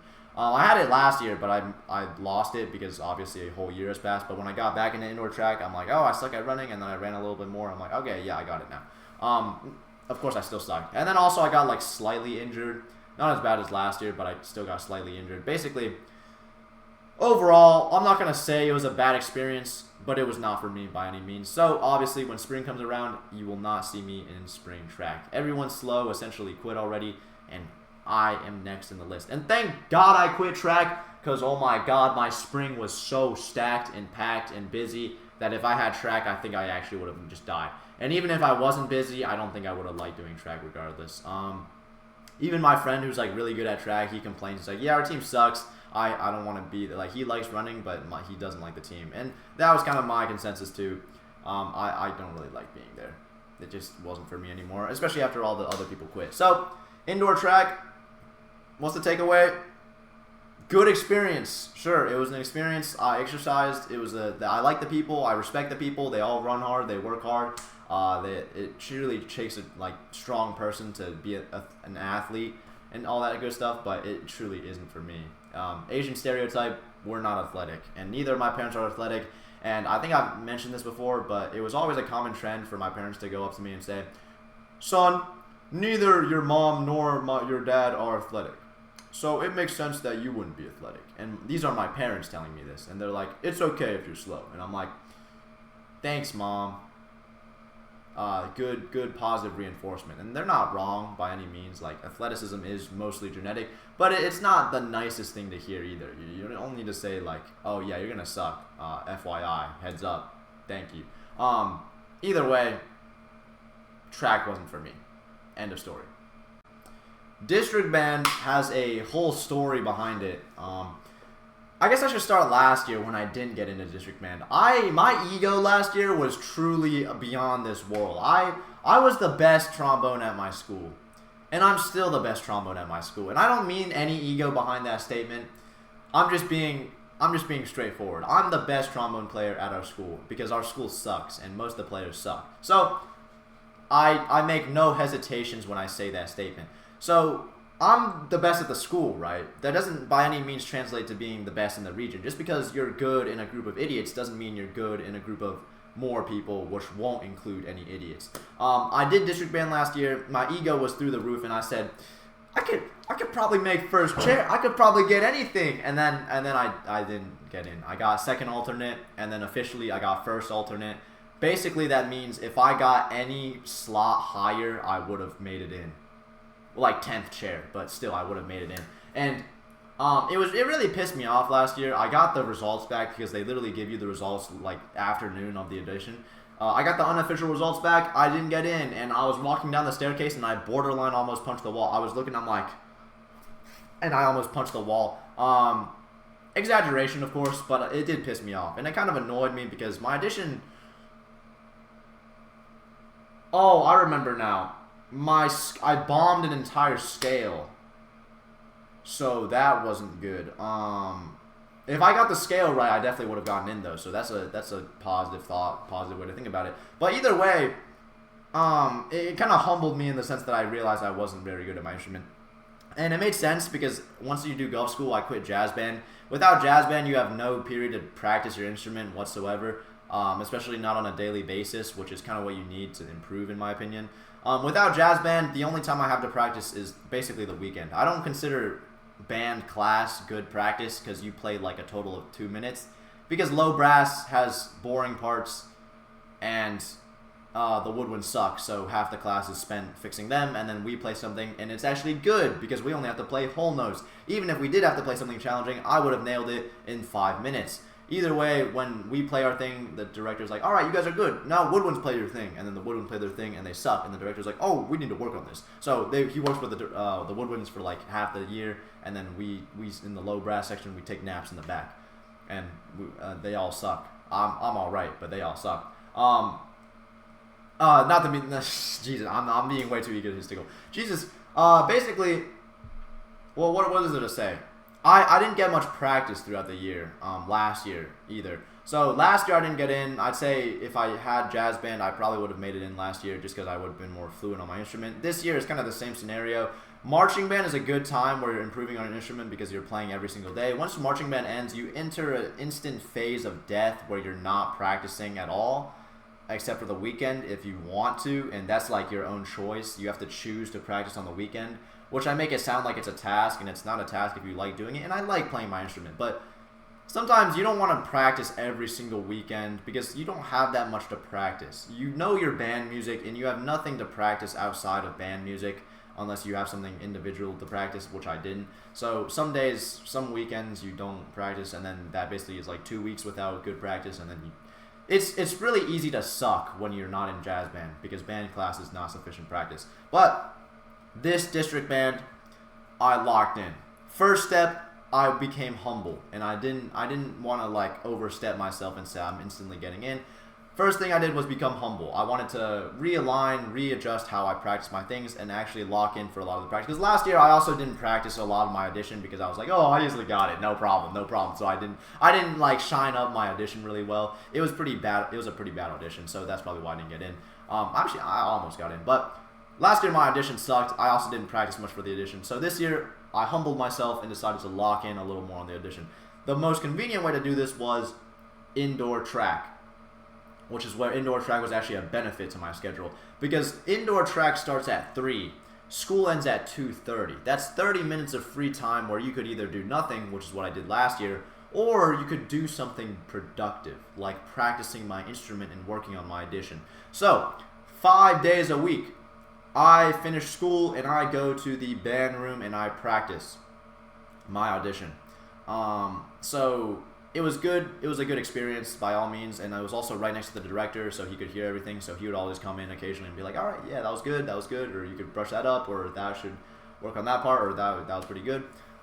Usually I would just practice, and then as I leave, he was like, "Hey, have a good day, or have a good day, Thomas.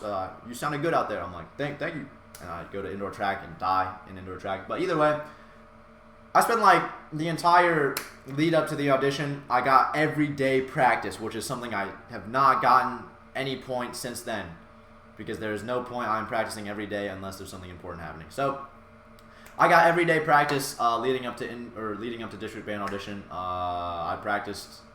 What did I practice? I just practiced my scales more, chromatic, whatever the audition was, the etude, all that good stuff. Nothing in particular. I just locked in a little more. Not to say my practicing style changed, but my practice quantity went up. So that's obviously a benefit. And I don't know what else to say about the preparation process. I was humble. I went in and I did my audition. There were like 30 people auditioning, so that was another time when I got there. I was like, yeah, there's a chance I don't make it because 30 people is a lot of people. But they do take 10 chairs, so that means you have a 1 in 3 chance, statistically, if it was random.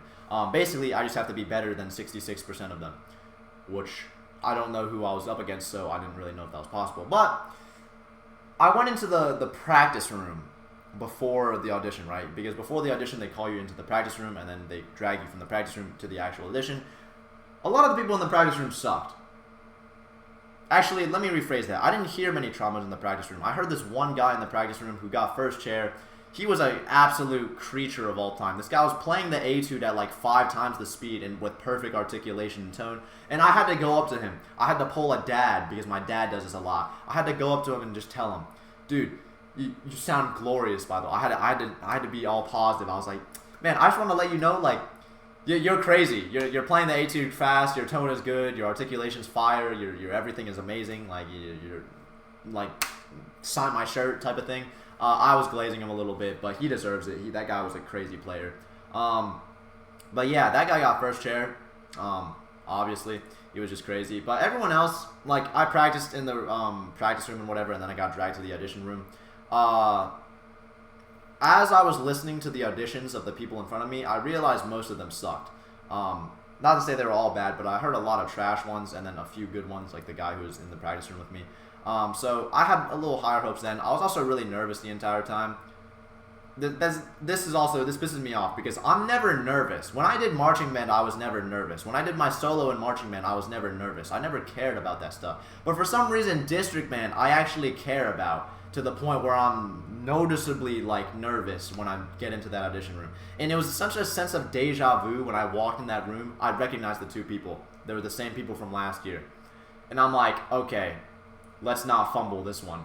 And I was still nervous. I walked in that room like, yo, I'm nervous as hell right now. But one thing I did, which was a good, smart play by me, was I warmed up in the room because I thought you couldn't play after you left the practice room. But no, when I get into the audition, I'm allowed to like play a little bit just to warm up, like seconds before you actually do your audition. So I'm like, yo, can I like play a few notes, get some air through my instrument? They're like, yeah, whatever you want, man. I'm like, nice.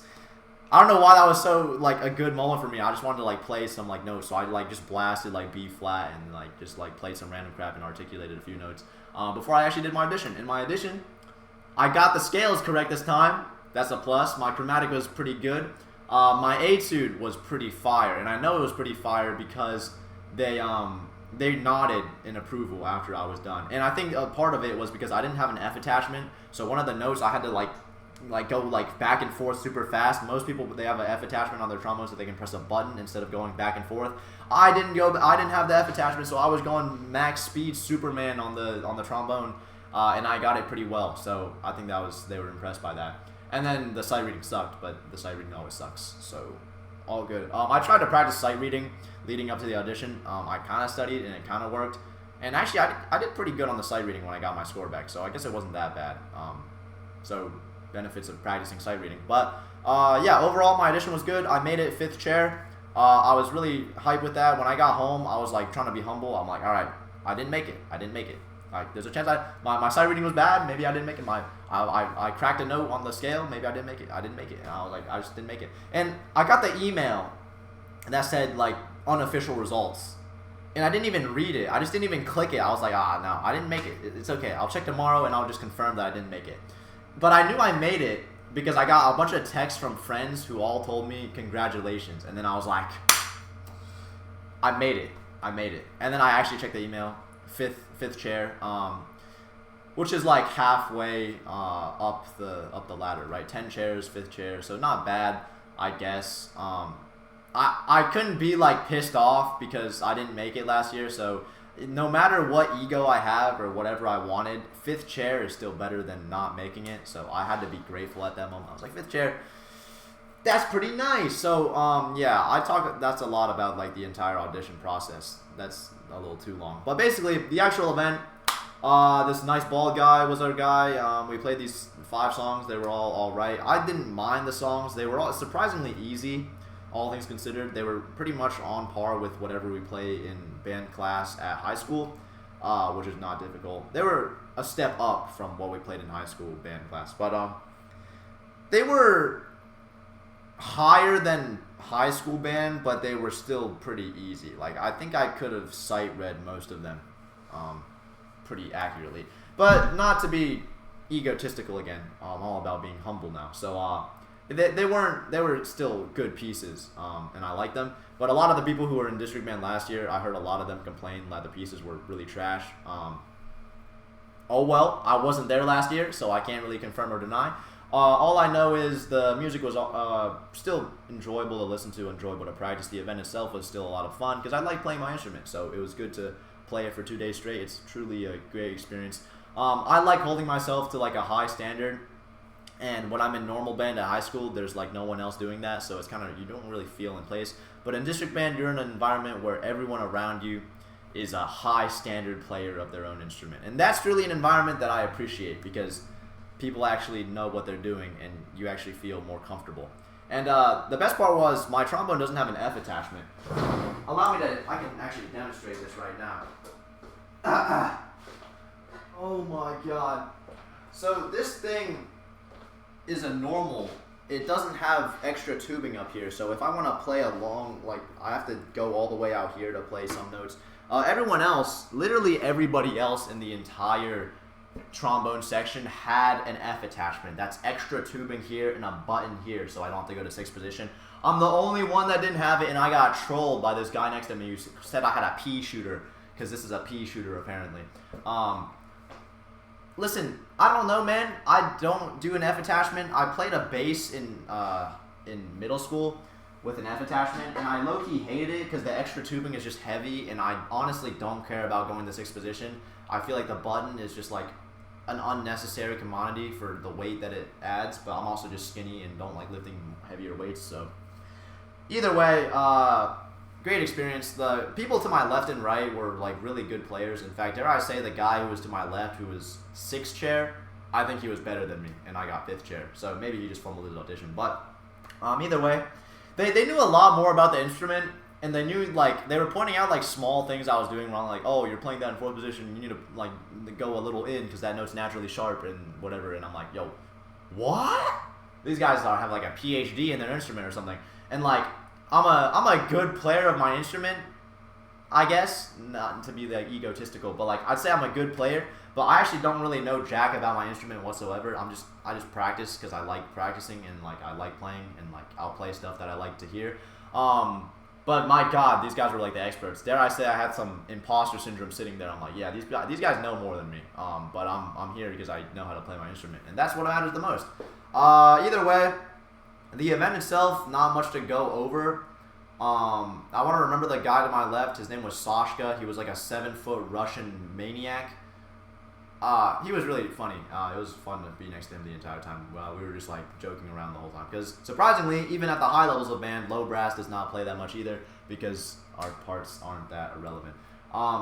The guy to my right was chill. I got along with everyone. It was really great. Hopefully I can stay with them next year, assuming I lock in the same amount next year. But we'll have to see. That's a future me issue. And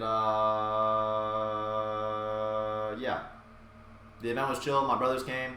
I got a picture, and it was great. Good experience.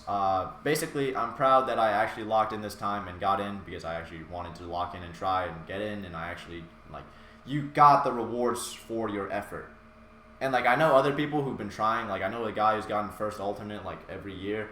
I know two people who've gotten first alternate every year, and I'm like, damn, that must suck. And, like, I know they locked in, so I feel bad for them, but I locked in, and I made it.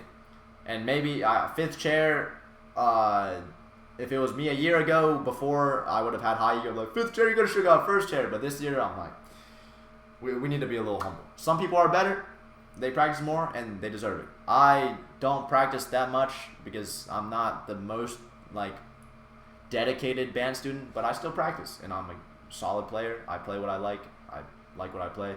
And I made it. So yeah, district band, good experience. I liked it, and I hope to be there next year. Okay, the club, which has started in what's it called? Winter. This started like late February, so that's basically winter. To give some backstory for the club, like I said before, I was hanging out with these Asian people back in whatever winter time, and we'd be hanging out, and I'm like, all right, we should start a club, Asian club, so we can hang out after school. And like they're like, yeah, that's a great idea. We should all just like watch anime and eat sushi. And I'm like, and we're all trolling. And then I'm like, dude, what if we actually start a club? And the entire time I was being serious, they were all joking. It was 2 other people. And looking back, I was the only one that took that seriously. So I locked in. So I went to the guy, I emailed some people, and I got in contact with the extracurricular guy. I got some paperwork about the club. He told me all I need is a teacher sponsor and bylaws. So he gave me some bylaws to reference. I copy pasted them and reworded them my own way, made my own bylaws that I never used since. And then I got a teacher. I asked her, would you be willing to be the sponsor? And she was like, yeah. And then she said, maybe. And then I let her know more information, and I kind of sucked at communicating with her. So at the end of the day, it didn't go as smoothly, and I also procrastinated a lot. And eventually I was at a point where I was asking her, like, oh, would you still be willing to be the sponsor? And I said, like, I was starting to, like, give her all the information. And we didn't really click very well, and I'm not sure if she wanted to do it anymore. And she was like, okay, actually, I don't think I can do it anymore. I'm like, damn. All good though. My Latin teacher is really nice, so I went to my Latin teacher and she said, yeah, I'd be willing to sponsor it, and she's really nice. And that was a double win, because one, she's really nice, two, she sponsored it. So yeah, double win there. I still would have liked the old teacher. Don't know if I would have liked her better, but she was the world history teacher last year, who was really big fan of me and teaching me about China. So I thought that would be a good fit. Mainly because there's no Asian teachers at the school except for this Indian lady that nobody likes. And she's retiring this year, so she wouldn't have been there next year. Either way, I got the club sponsor. I got the club bylaws. All that mattered. All that was next in step was to literally start the club. And this whole process already took like 5 months. I can't lie. I was busy with other things, right? Like marching band, district band, indoor track, all that good stuff, exams, midterms, schoolwork. And so I was really procrastinating a lot on this club thing. It really took me like 5 months just to like get a teacher and write up the bylaws. But I made it happen, and all that mattered, or all that was next was to start the meeting. So I contacted a bunch of people, or I was like talking to a bunch of people. I'm like, yo, would you join? Will you join? Will you join? It was a bunch of Asian people that I knew. So I was like, join. You should join. And they're like, yeah, we'll join. And I let them all know. I knew a few other people who weren't Asian. I'm like, yo, you should join. So I contacted a lot of people, and our first meeting, we had a whopping 17 people, which I'd say was a pretty big success. I didn't know what to expect for the group, but at the end of the day, this was a two-part process. One, I start a club, I win, because I can put on my college application, founded a club. So that's automatically a win in my book. But two, the second battle is if I actually want to make the club good. Which, now as a future me, I can say, yes, that is another goal of mine. I started the club, I had my first meeting, and I'm like, yes, I win. I made the meeting, or I made the first meeting, I made the club, it exists. This is a success. But the second part is making the club good, keeping members, maintaining members, and then getting new members, and then figuring out what I want to do in the actual club itself. The whole idea also stemmed from, I'm not very cultured necessarily. My parents weren't big, or like I haven't asked my parents much about Chinese culture, so I'm always felt uncultured. So I wanted to research culture, but I also wanted to have like a payoff for it. So I figured I could research culture and then present it at Asian club meetings, or Asian culture club meetings, and then that would be like a win-win. So that's kind of what I did, and that was the idea that I was running on. I also, the entire time I was in contact with the Asian club at a local other school, and I knew a few of those people from Gov School, which was a big plus of Gov School there. I got in contact with them. I knew a few people from there, so I asked them along the entire process, like, yo, how did you do that? How did you do that? How do you recommend I market? How do you recommend I do these activities? What should I do? Like, how do I do? So I just asked a bunch of questions to them, and they all have their own club already established, so I'm like, all right, I'm going to copy paste their format. And now my format's a little bit different because I can't mimic them entirely just because my group isn't exactly the same. So it was still a great help for them, or for me, to have them like give their input on how they did stuff. So the first club meeting was stacked. I can't lie. We had like borderline 20 people, and that was mainly because I was going crazy on the marketing. I was asking everyone. The next meeting after that, I kind of didn't market that much. I put it on the announcements as per usual, and I put it on a Google Classroom with all the people. And oh no, it was still solidly stacked, just not, it was less. And then the more meetings I did, the less people went, until our most recent one, I went back to marketing. Basically, I realized if I'm not going out asking people to come, nobody's going. And it's not because they didn't want to go, but because they just don't read announcements. I put it on the school announcements and nobody sees it.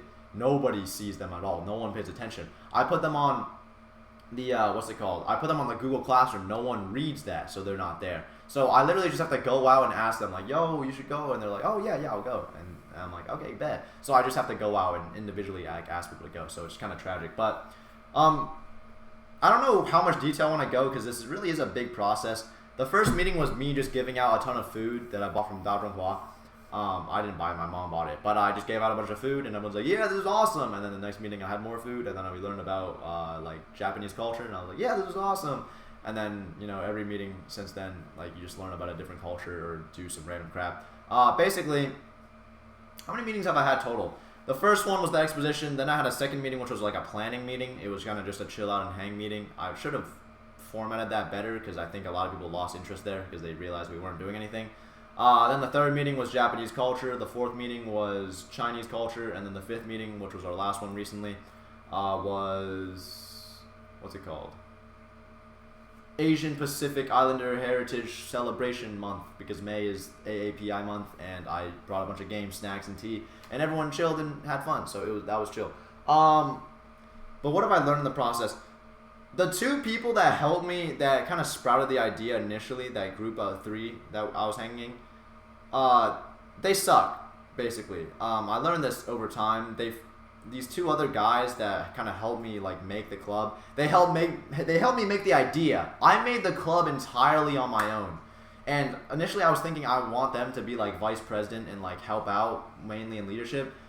But they're so lazy. This is the same guy I convinced to do marching band that does nothing. I hate them so much. And that's a strong word, so I'm not going to say I hate them. But like, I acknowledge from an arm's reach that I'm friends with them because they're chill.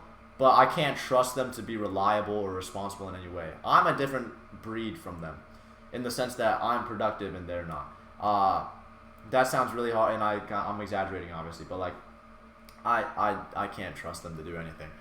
Basically, the way I structured the club didn't appeal to them the same way I was imagining it. I was talking to the other friends at the other club, and I was thinking like, oh, this is gonna be a cool, like chill, just like get together for a lot of Asian people, maybe non-Asians if they're curious about learning about Asian culture. It'll be chill, relaxing, wholesome, and fun. And then they were for some reason imagining like, yo, we should all get an Asian group together, get a bunch of ABGs. What are ABGs? I don't freaking know. To my knowledge, it's just like the hot Asian girls that all the people care about. So they're like, yo, get all the ABGs and all, and we can all like, I don't know what they wanted to do, like eat sushi or some crap. And like, their intent was just so ass, and like they were just being so stupid about it. They were never taking it seriously. They were just being like cringe. So it just never lined up. And I like the one meeting we did about Japanese culture, they literally left halfway through because we were doing origami, and they were like, yo, this is cringe, this is boring, we don't want to do origami. And I'm like, yep, see ya, have a good one. And I was honestly glad they left because like I was pissed off, like because they just didn't fit the vision that I had. Obviously, like I had an idea and I was making it, and I didn't really have them handle anything because I know they wouldn't have made anything that I liked. So I went my own way with the club, and I was doing it, and like that one meeting they left halfway through, not in like a bad way. They're like, yo, we gotta go, or we're gonna head out now. I'm like, all right, yeah, have a good one, thanks for coming. But internally I'm like, yeah, they don't want to be here because they don't want to do origami. And I'm like, oh yeah, because for them origami is not cool because they're all the ABB stereotype, which I can make a whole nother video complaining about. But the nonchalant Asians who like all have mid parts, they wear like that drip and baggy jeans and like get tattoos and like act nonchalant. I hate it so much. It's so pointless because it's literally down to those two stereotypes. If you're an Asian dude in like America growing up, you either fit the academic stereotype or the ABB stereotype. I'm that academic stereotype in my opinion, and I'm perfectly fine with that by all means because I hate all those people who act the other way.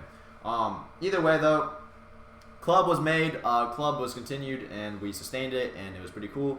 I learned a lot in this club about like how to like organize events and just like getting a group of people together for my own thing, and also just like, you know, managing my own relationship with like the teacher, the events coordinators, and like all that good stuff. Basically just managing my own thing, like my own project that I had other people involved in, that I was the leader of. This was like a magnificent learning experience, and it's an ongoing experience. Like I still need to lead it next year, see how I can upsize. We're losing a lot of seniors that were friends of mine, that were members of the club. So next year I need to see who I can expand to and get other members of the club. Basically, it's a great founding a club is truly like top tier leadership experience in terms of like what you like learning and growing as a person. But yeah, a lot of fun. I enjoyed it. It's still going. We'll have to see about it next year. But yeah, nothing much to say about it particularly. I wanted club leadership, like leadership council, like president, vice president, secretary, treasurer, whatever. We don't need all that. I wanted someone to help me with organizing club stuff.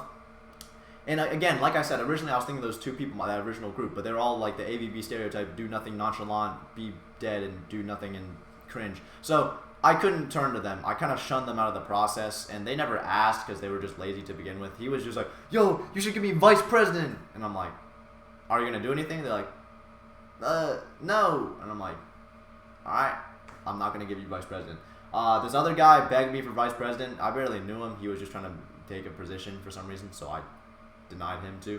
The actual person who I've unofficially deemed vice president was this one girl that I met who's from Hong Kong, and she's like somewhat productive compared to everyone else, and I figured like she has like a dose of more like creativity and fun that I probably think should be incorporated because I'm a bit more brain dead and like pure academic.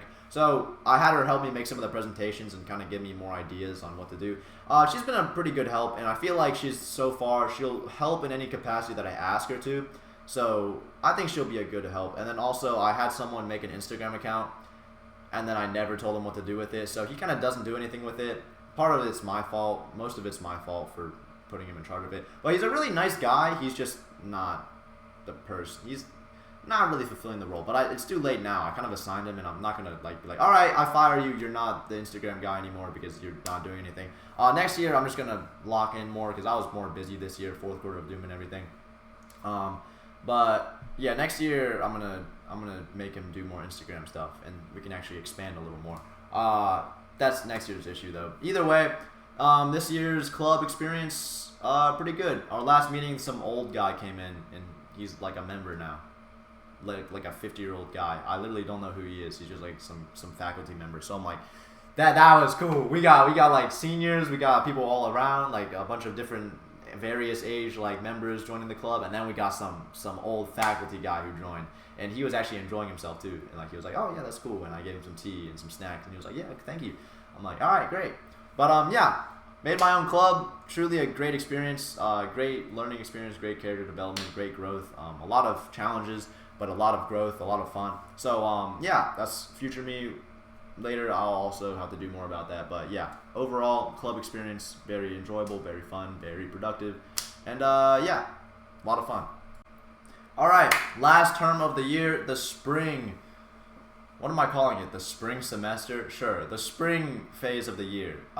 Things that happened. I have written down fourth quarter of Doom because it's basically all just stuff that happens in the fourth quarter. That's the only relevant period of the springtime. Driver's Ed, public speaking class, Humanities research project, the SAT, NHS vice president, club, which I already talked about earlier, so I'm not going to go into that, and AP exams.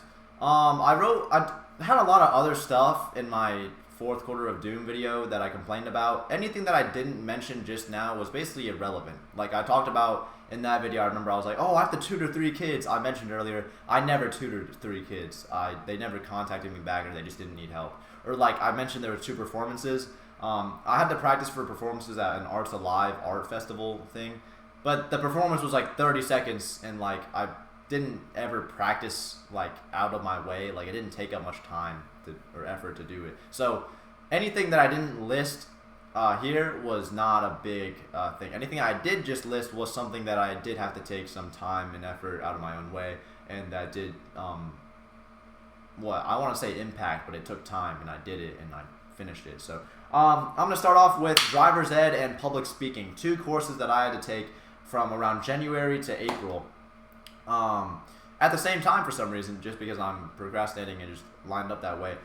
Driver's Ed. I never took Driver's Ed last year. Everyone usually takes it, in my state, everyone takes it sophomore year, and then you can get your license junior year. I'm at the end of my junior year, and I still don't have my license because I'm an idiot. Basically, I mentioned it in one of my other videos probably.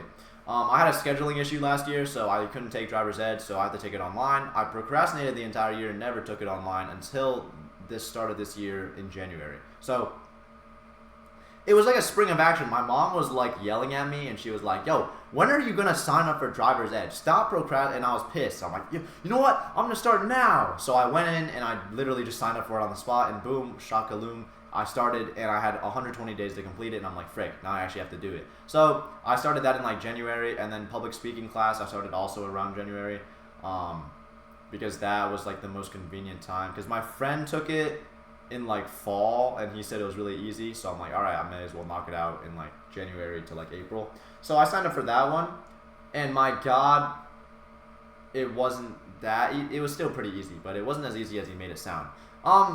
I'm going to make quick work of these two because they're not, like, I didn't learn much or grow much for them, but it was just busy work that I completed along the way. So, like, this just took up time during this time. But driver's ed was really easy. You just learned basic stuff and read through, like, wait, what was driver's ed like? I already forgot what the class format was like. This is actually sad. I took it online, and basically you just kind of like log on, do these. Oh yeah, it was modules. 12 modules of driver's ed, where each module was just like a different thing. It was really easy. All the modules were really simple. You took a bunch of quizzes. It was really long, but it just took time, and it was not difficult. Yeah, I did all that, and then I was ready for the final exam. And then for the final exam, I had to be proctored in person. I got it proctored in person by the counselor. I had to get above an 85. I got a 91. Half of those questions are really stupid because it's like, how many feet away do you have to be from a fire hydrant? Frick, I don't know, man. Just I know not to park near a fire hydrant. Just like tell me that instead. But other questions are really easy, so it kind of balances out. It's like, what do you do when it's raining? I don't know, man. Slow down. And it's like, what do you do when it's snowing? Slow down. So, other things are like, what is it called when you're oversteering? Like fishtail or like snowplow or some crap. Like, it's stuff that you wouldn't need to know at any point in time. So half of it was really stupid, but like, I don't know. I passed it and it was fine, and I have my DC1 card, and I'm gonna do behind the wheel next week. So hopefully I'll get my license then. But driver's ed was not difficult. I finished that like a sweet treat, and now I'm done with that garbage. Public speaking. Similar story, not a difficult class. I was always a good public speaker. In fact, what I did on public speaking was essentially what I'm doing now, talking into a camera about some random crap that I don't care about. It was still fun. Actually, I really like public speaking in the sense that I was already good at it, so I didn't put any effort into my actual speeches. I think I mentioned it before, but there was a lot of formal assignments, like writing assignments in this class, and then there were speech assignments. I did the writing assignments like super fast, and I thought they were all right, but then I somehow get like a C because she's grading, or not a C. I get like an 85 because she's grading super strict for some reason. Boo-hoo, those assignments are worth like 5 points, and then I do the speech, which is worth like 60 points, and I do it first try, not first try. I do it until it's good, which doesn't take too long because I'm already pretty good at speaking. This class focused more on like formal speech, so like I had to like plan out, oh shoot. I had to plan out what I was doing more formally, in the sense that I couldn't just nonchalant speak how I am now, because I'm kind of making up and improvising everything I'm saying now. But for that one, I had to write a whole script and outline, and then follow the script. So it was more formal, but I was already good at speaking, so it wasn't that bad. And the most enjoyable part is when you make a speech, you have to go review other people's speeches, and then other people will also review your speech, and you have to all post it to the same thread. So I went around watching other people's speeches, and it's just so fun to like look at how bad other people are compared to you. At 100% ego in that statement, of course. There were some good speakers in there, but like most of the people are like idiots. So they're like, "Hi, today I'm gonna tell you about," and it's just like really bad. Most of the comments on my videos are positive, like, "Yeah, man, nice job, good, you speak nice," and whatever. And then I would comment on someone else's video. I'm like, "Good stuff, good here, good. But you need to work on that," or something. And it was really simple. But my speech is in order. I think I did one about why, if I want to be any hero, I'd want to be Superman. Oh, there was one where I had to just read a chapter of a book. That was really easy. One where I made a origami ninja star and had to present it while I had to like talk while doing it, which is apparently supposed to be challenging. And then a persuasive speech about why you should lower your social media usage to under an hour a day. which I don't do. So that was pretty hypocritical. And then also a random one at the end. Basically, easy class, busy work. I'm pretty good at public speaking already, so not too shabby. Not a challenging process by any means, just like busy work again. I completed it with like a 98, not bad at all, and it was pretty simple, and now I have everything I need to get my associates. So I should get my associate's degree now. Either way, those were 2 busy work classes. They were like probably the most like dense busy work classes in terms of everything. So when I talk about everything else now, it's not that anything else was particularly challenging, it was that everything stacks up in terms of time. I mentioned this in my 4th quarter of Doom video. None of this stuff is challenging on its own, but it's the fact that they all happen around the same time. So like while everything else is happening, I'm doing these 2 digital courses. So like it's kind of just annoying to juggle all the time. But finished those 2, and it was pretty simple. Just took up a lot of time, but yeah, those were the 2 courses. My humanities research project. I think I talked about this earlier already. I forgot that I was supposed to talk about it now and not earlier. But in humanities, in the last quarter, I had to do a research project about a random philosophy, so I picked Taoism. I'm pretty sure I talked about this earlier, but I'll briefly re-summarize it.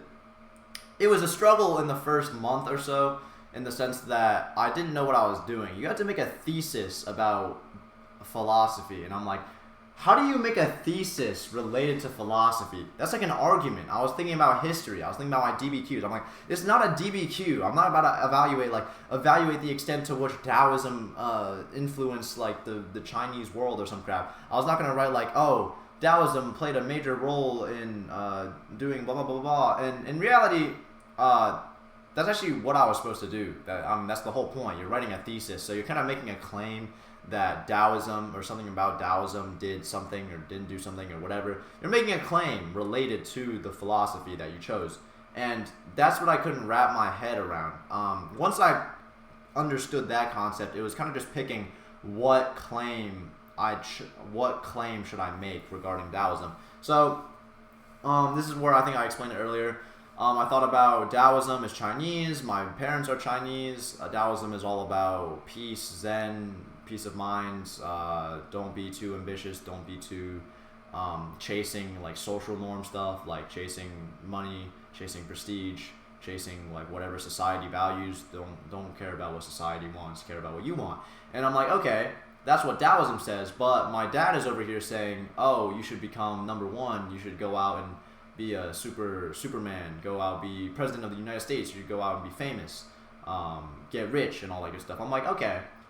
Why does my dad's preachings not line up with the Taoist principles that have been like prevalent in his homeland?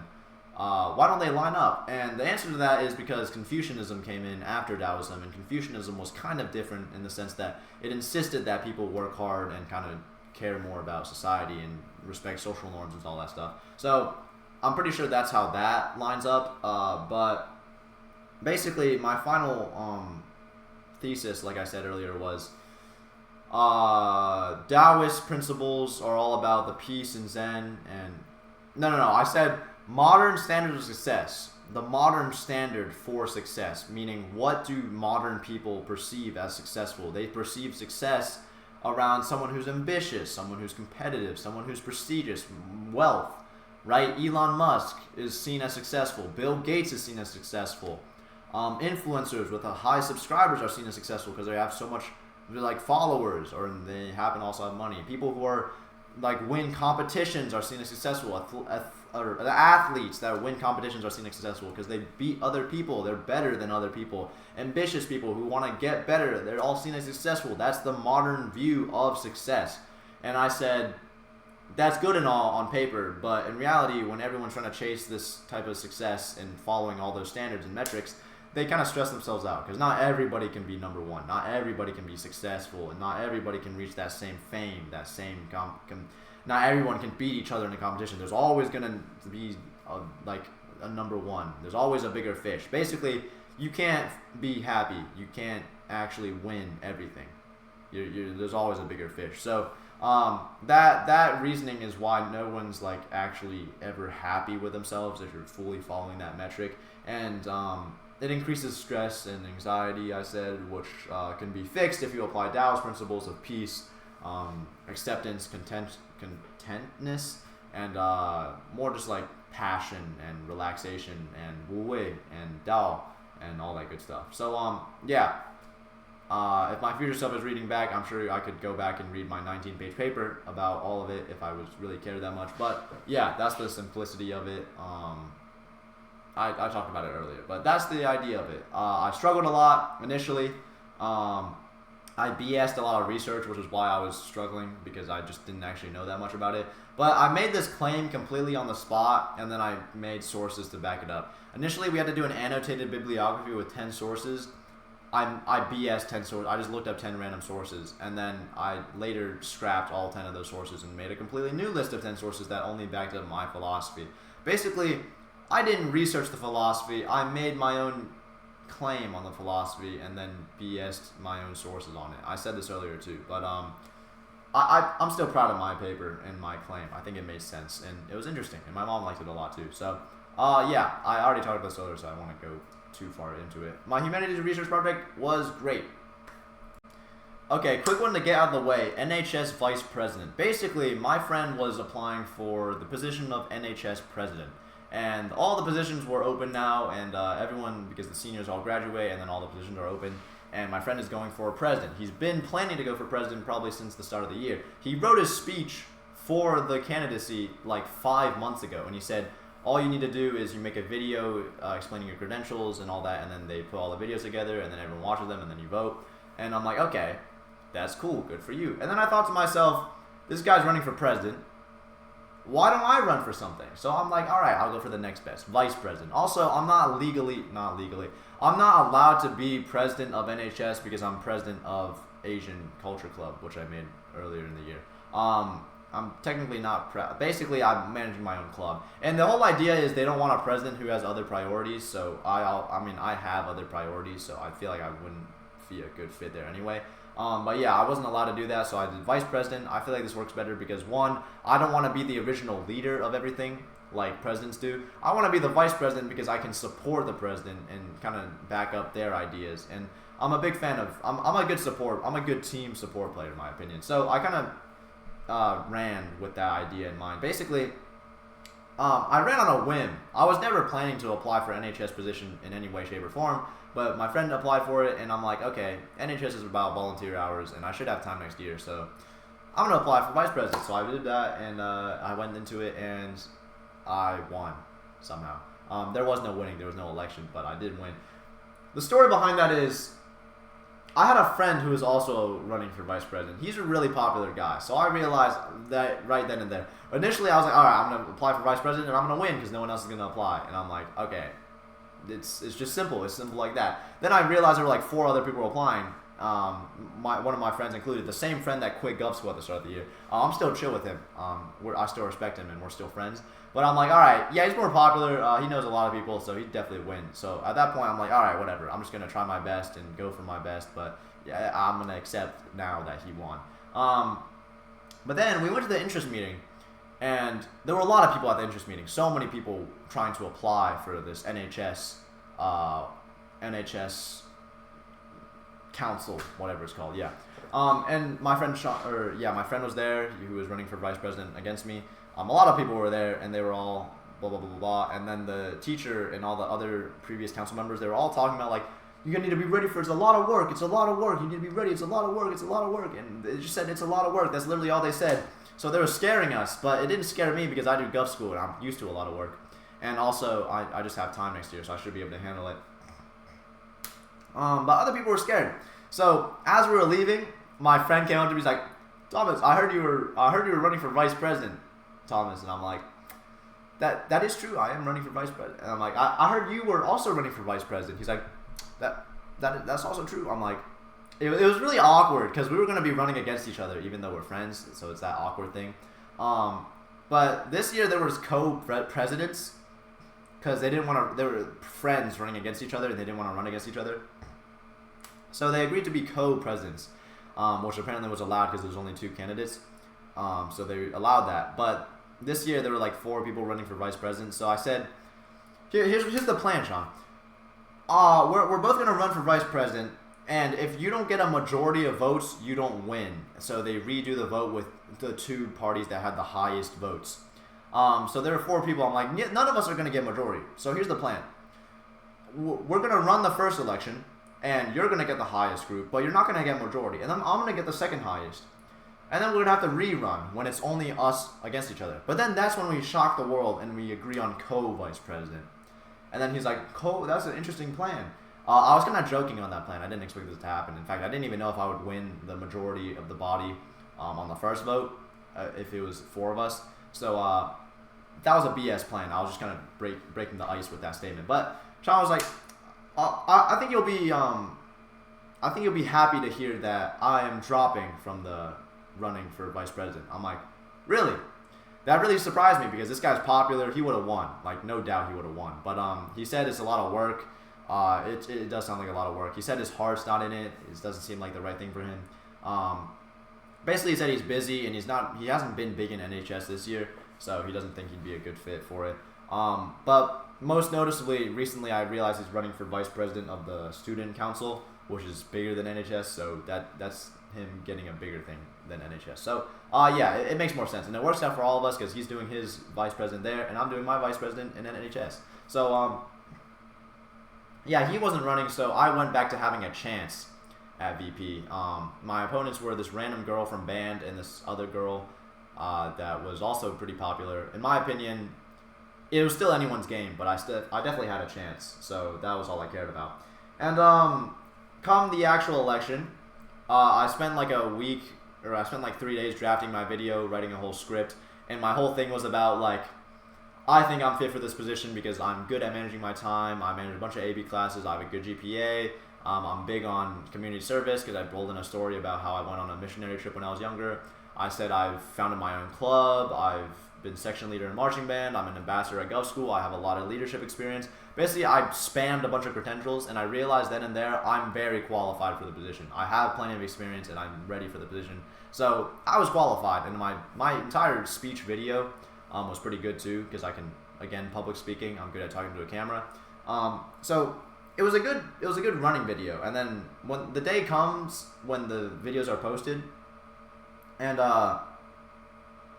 wait, no, before the videos are posted, I get an email from the teacher, and she's like, okay, you and this other girl, you two are the only people running for vice president. Would you be interested in co-vice president? And I was like, what? So first surprise was this third girl that I thought wasn't running. She dropped out as well. So initially there was 4 of us running. 2 of them dropped out. Now it's 2 of us running. So we can actually go for co-vice president.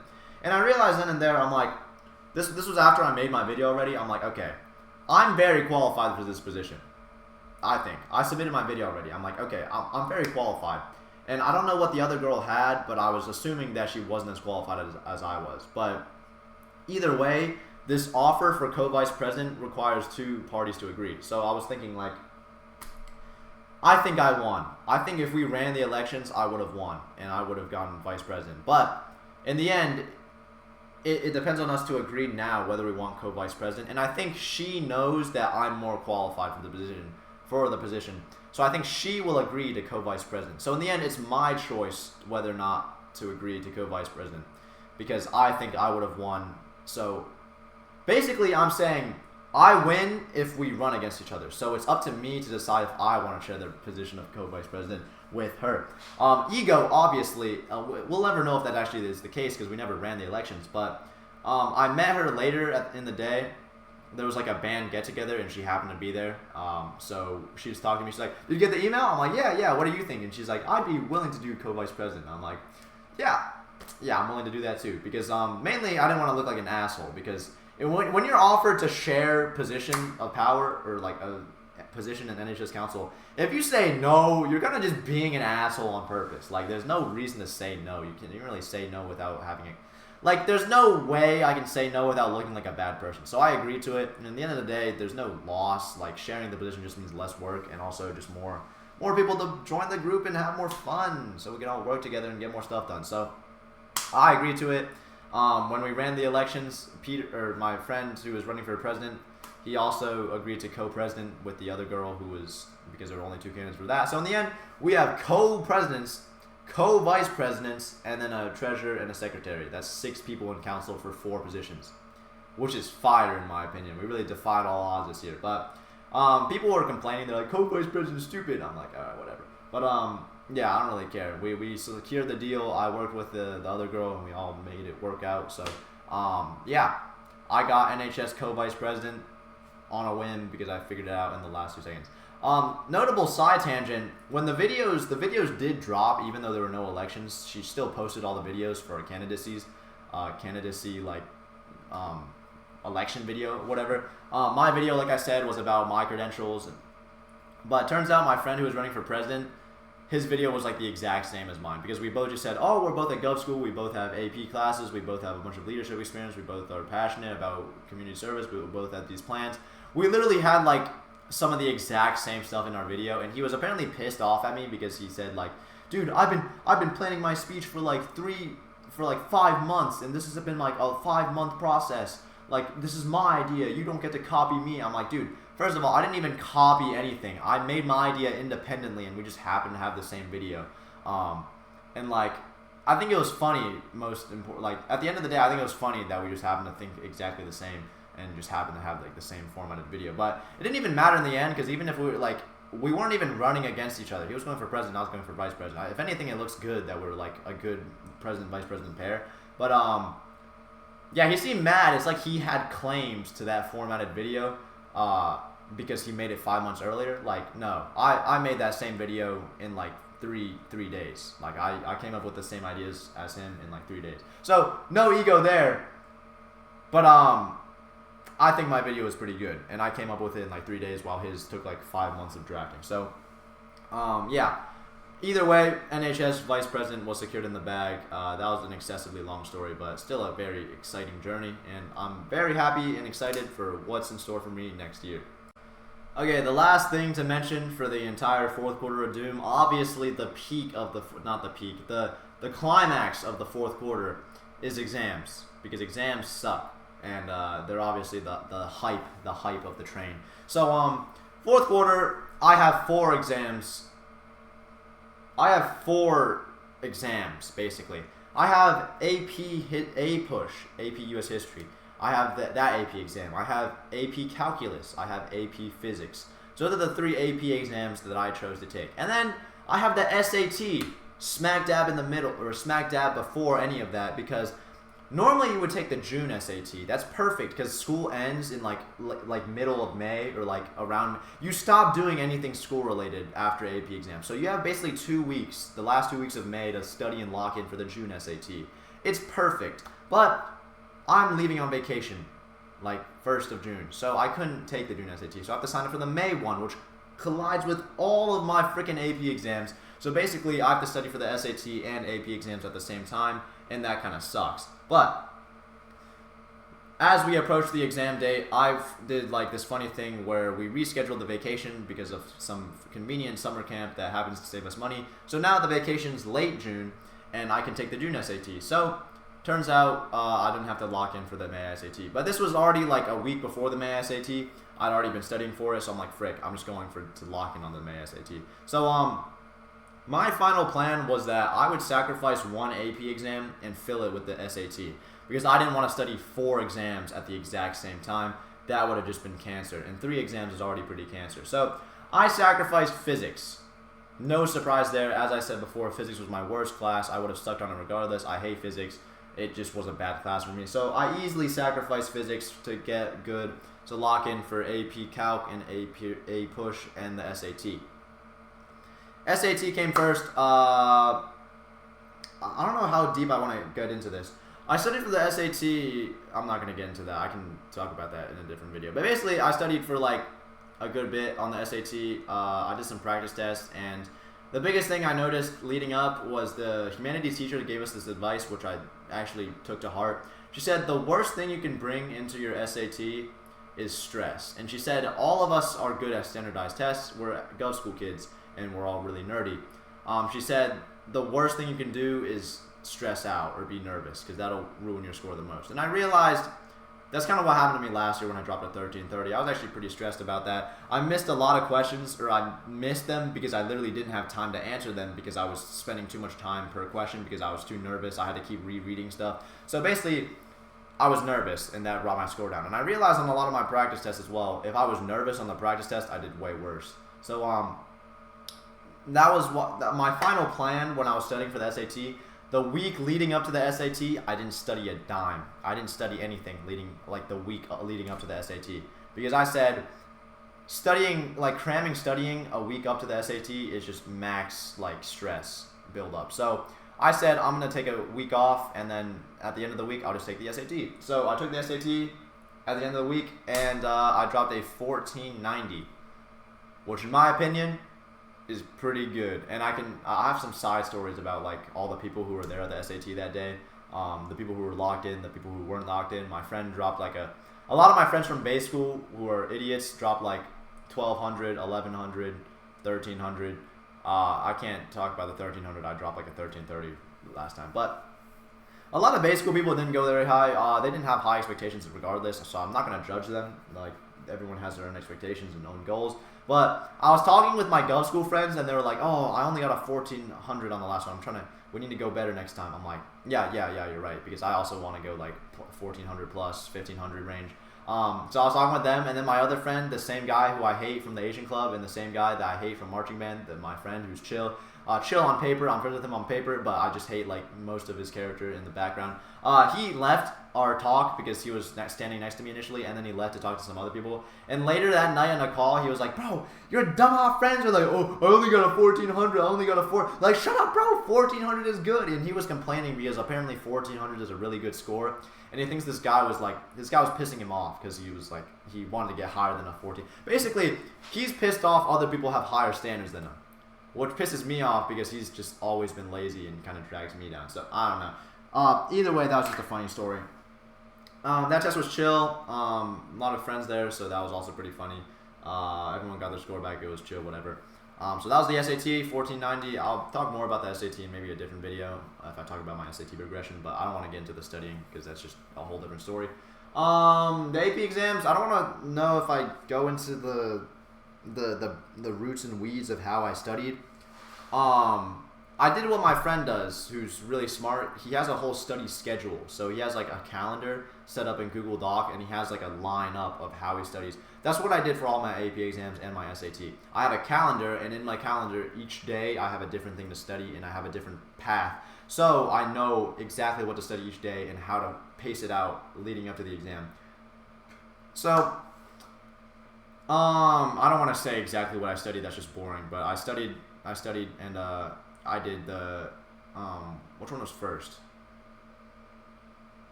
I think APUSH was first.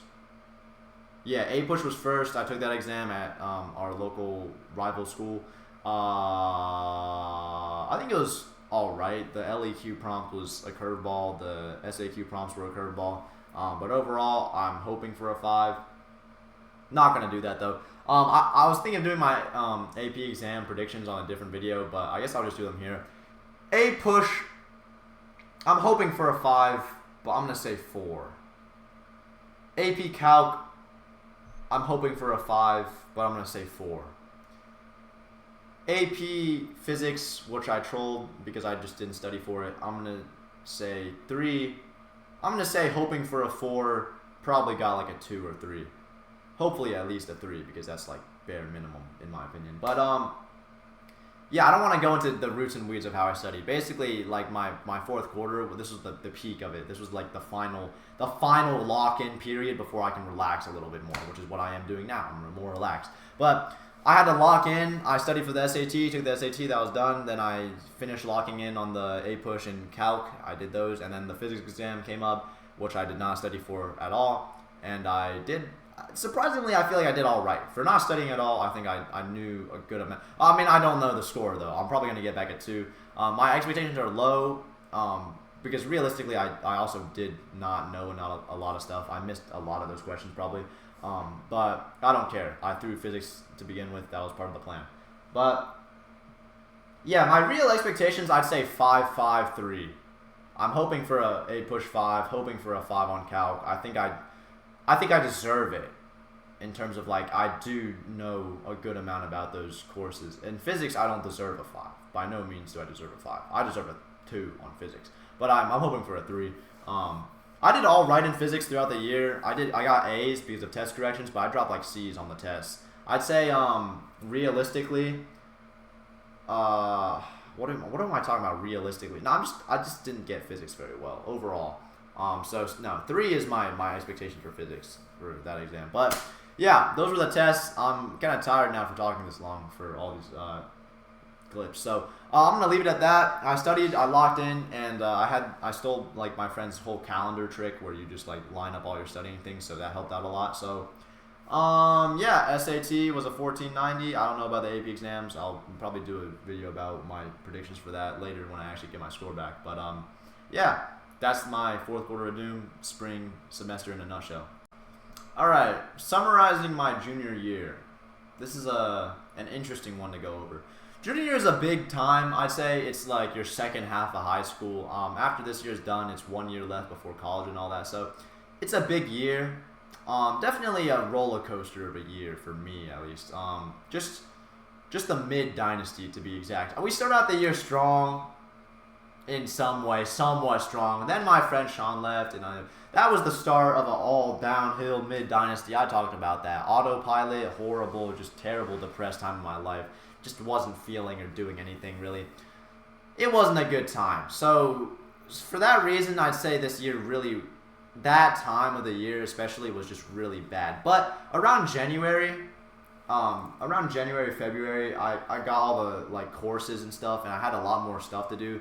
And dare I say, the more work I have to do and the busier I am, the more alive it is, the more enjoyable it is, because I'm actually doing something. I'm working hard and I'm actually getting something done and I'm being productive. So it kind of cured that mid dynasty a little bit, but it's been a roller coaster of a year. Quite literally, I went to Busch Gardens for a physics field trip. But I need to tell the stories about that when like my friend got jump scared because it was Halloween and all these scary people came out. I need to remember that, and just every time I watch it back, I need to hopefully remember that field trip was awesome because there was just a bunch of like clowns, like adults dressed as clowns, and they randomly like run up to you and like snap at your face, and it's actually scary. It's actually terrifying. Like, I'm not a person to get scared, but when like a full grown man in a scary costume is running at you with a plastic knife, it's actually pretty terrifying.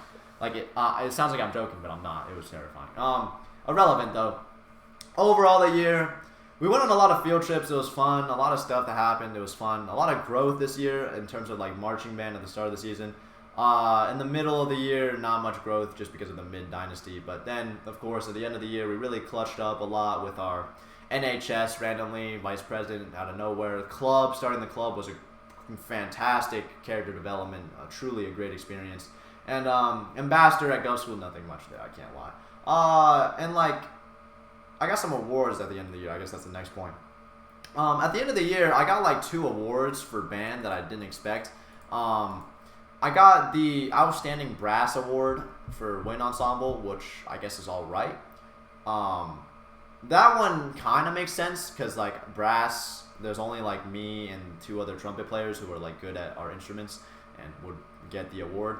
But yeah, there weren't really many options, so I got that award and that was cool and all. But I also got Band Wind Ensemble Student of the Year. So Wind Ensemble Best Brass and Wind Ensemble Best Player Overall. And that one surprised me because Wind Ensemble's a lot of players. And I say our band sucks, but there's a lot of good players. A lot of crazy players in there. And I have to say, like, I didn't expect that one. Like, I'm a good player and all, but I wasn't ever a super spirited band kid. Like, I never walked into band class and I'm like, I'm so excited to play my instrument today. And like, I wasn't like super happy. In fact, I wasn't even happy to be there. I can't lie. Like I said earlier in the band summary, like I didn't like band class particularly. But at the end of the day, I did my stuff. I learned my music really fast. I played correctly. I played well, and like I showed up and I did everything as expected. So I guess at the end of the day, I fulfilled my role, which is all that really matters. But I got Student of the Year award for Wind Ensemble and Outstanding Brass award for Wind Ensemble. You best believe I'm slapping that on a college application and calling it a day. But yeah, I'm pretty proud of that. No, not proud. I'm just surprised because I haven't been much of a dedicated band student ever since I quit jazz. But yeah, that was cool. Overall, though, It's been a year. We started off strong, really went down, and then we ended off the year strong. We really finished it off strong. A lot of stuff done in the end. Locked in for like all those exams, locked in for the NHSVP, like I said, in the club, and just overall bringing it back, getting productive, doing all those courses. Just we did everything well. Like that fourth quarter of Doom, we made it. I completed everything.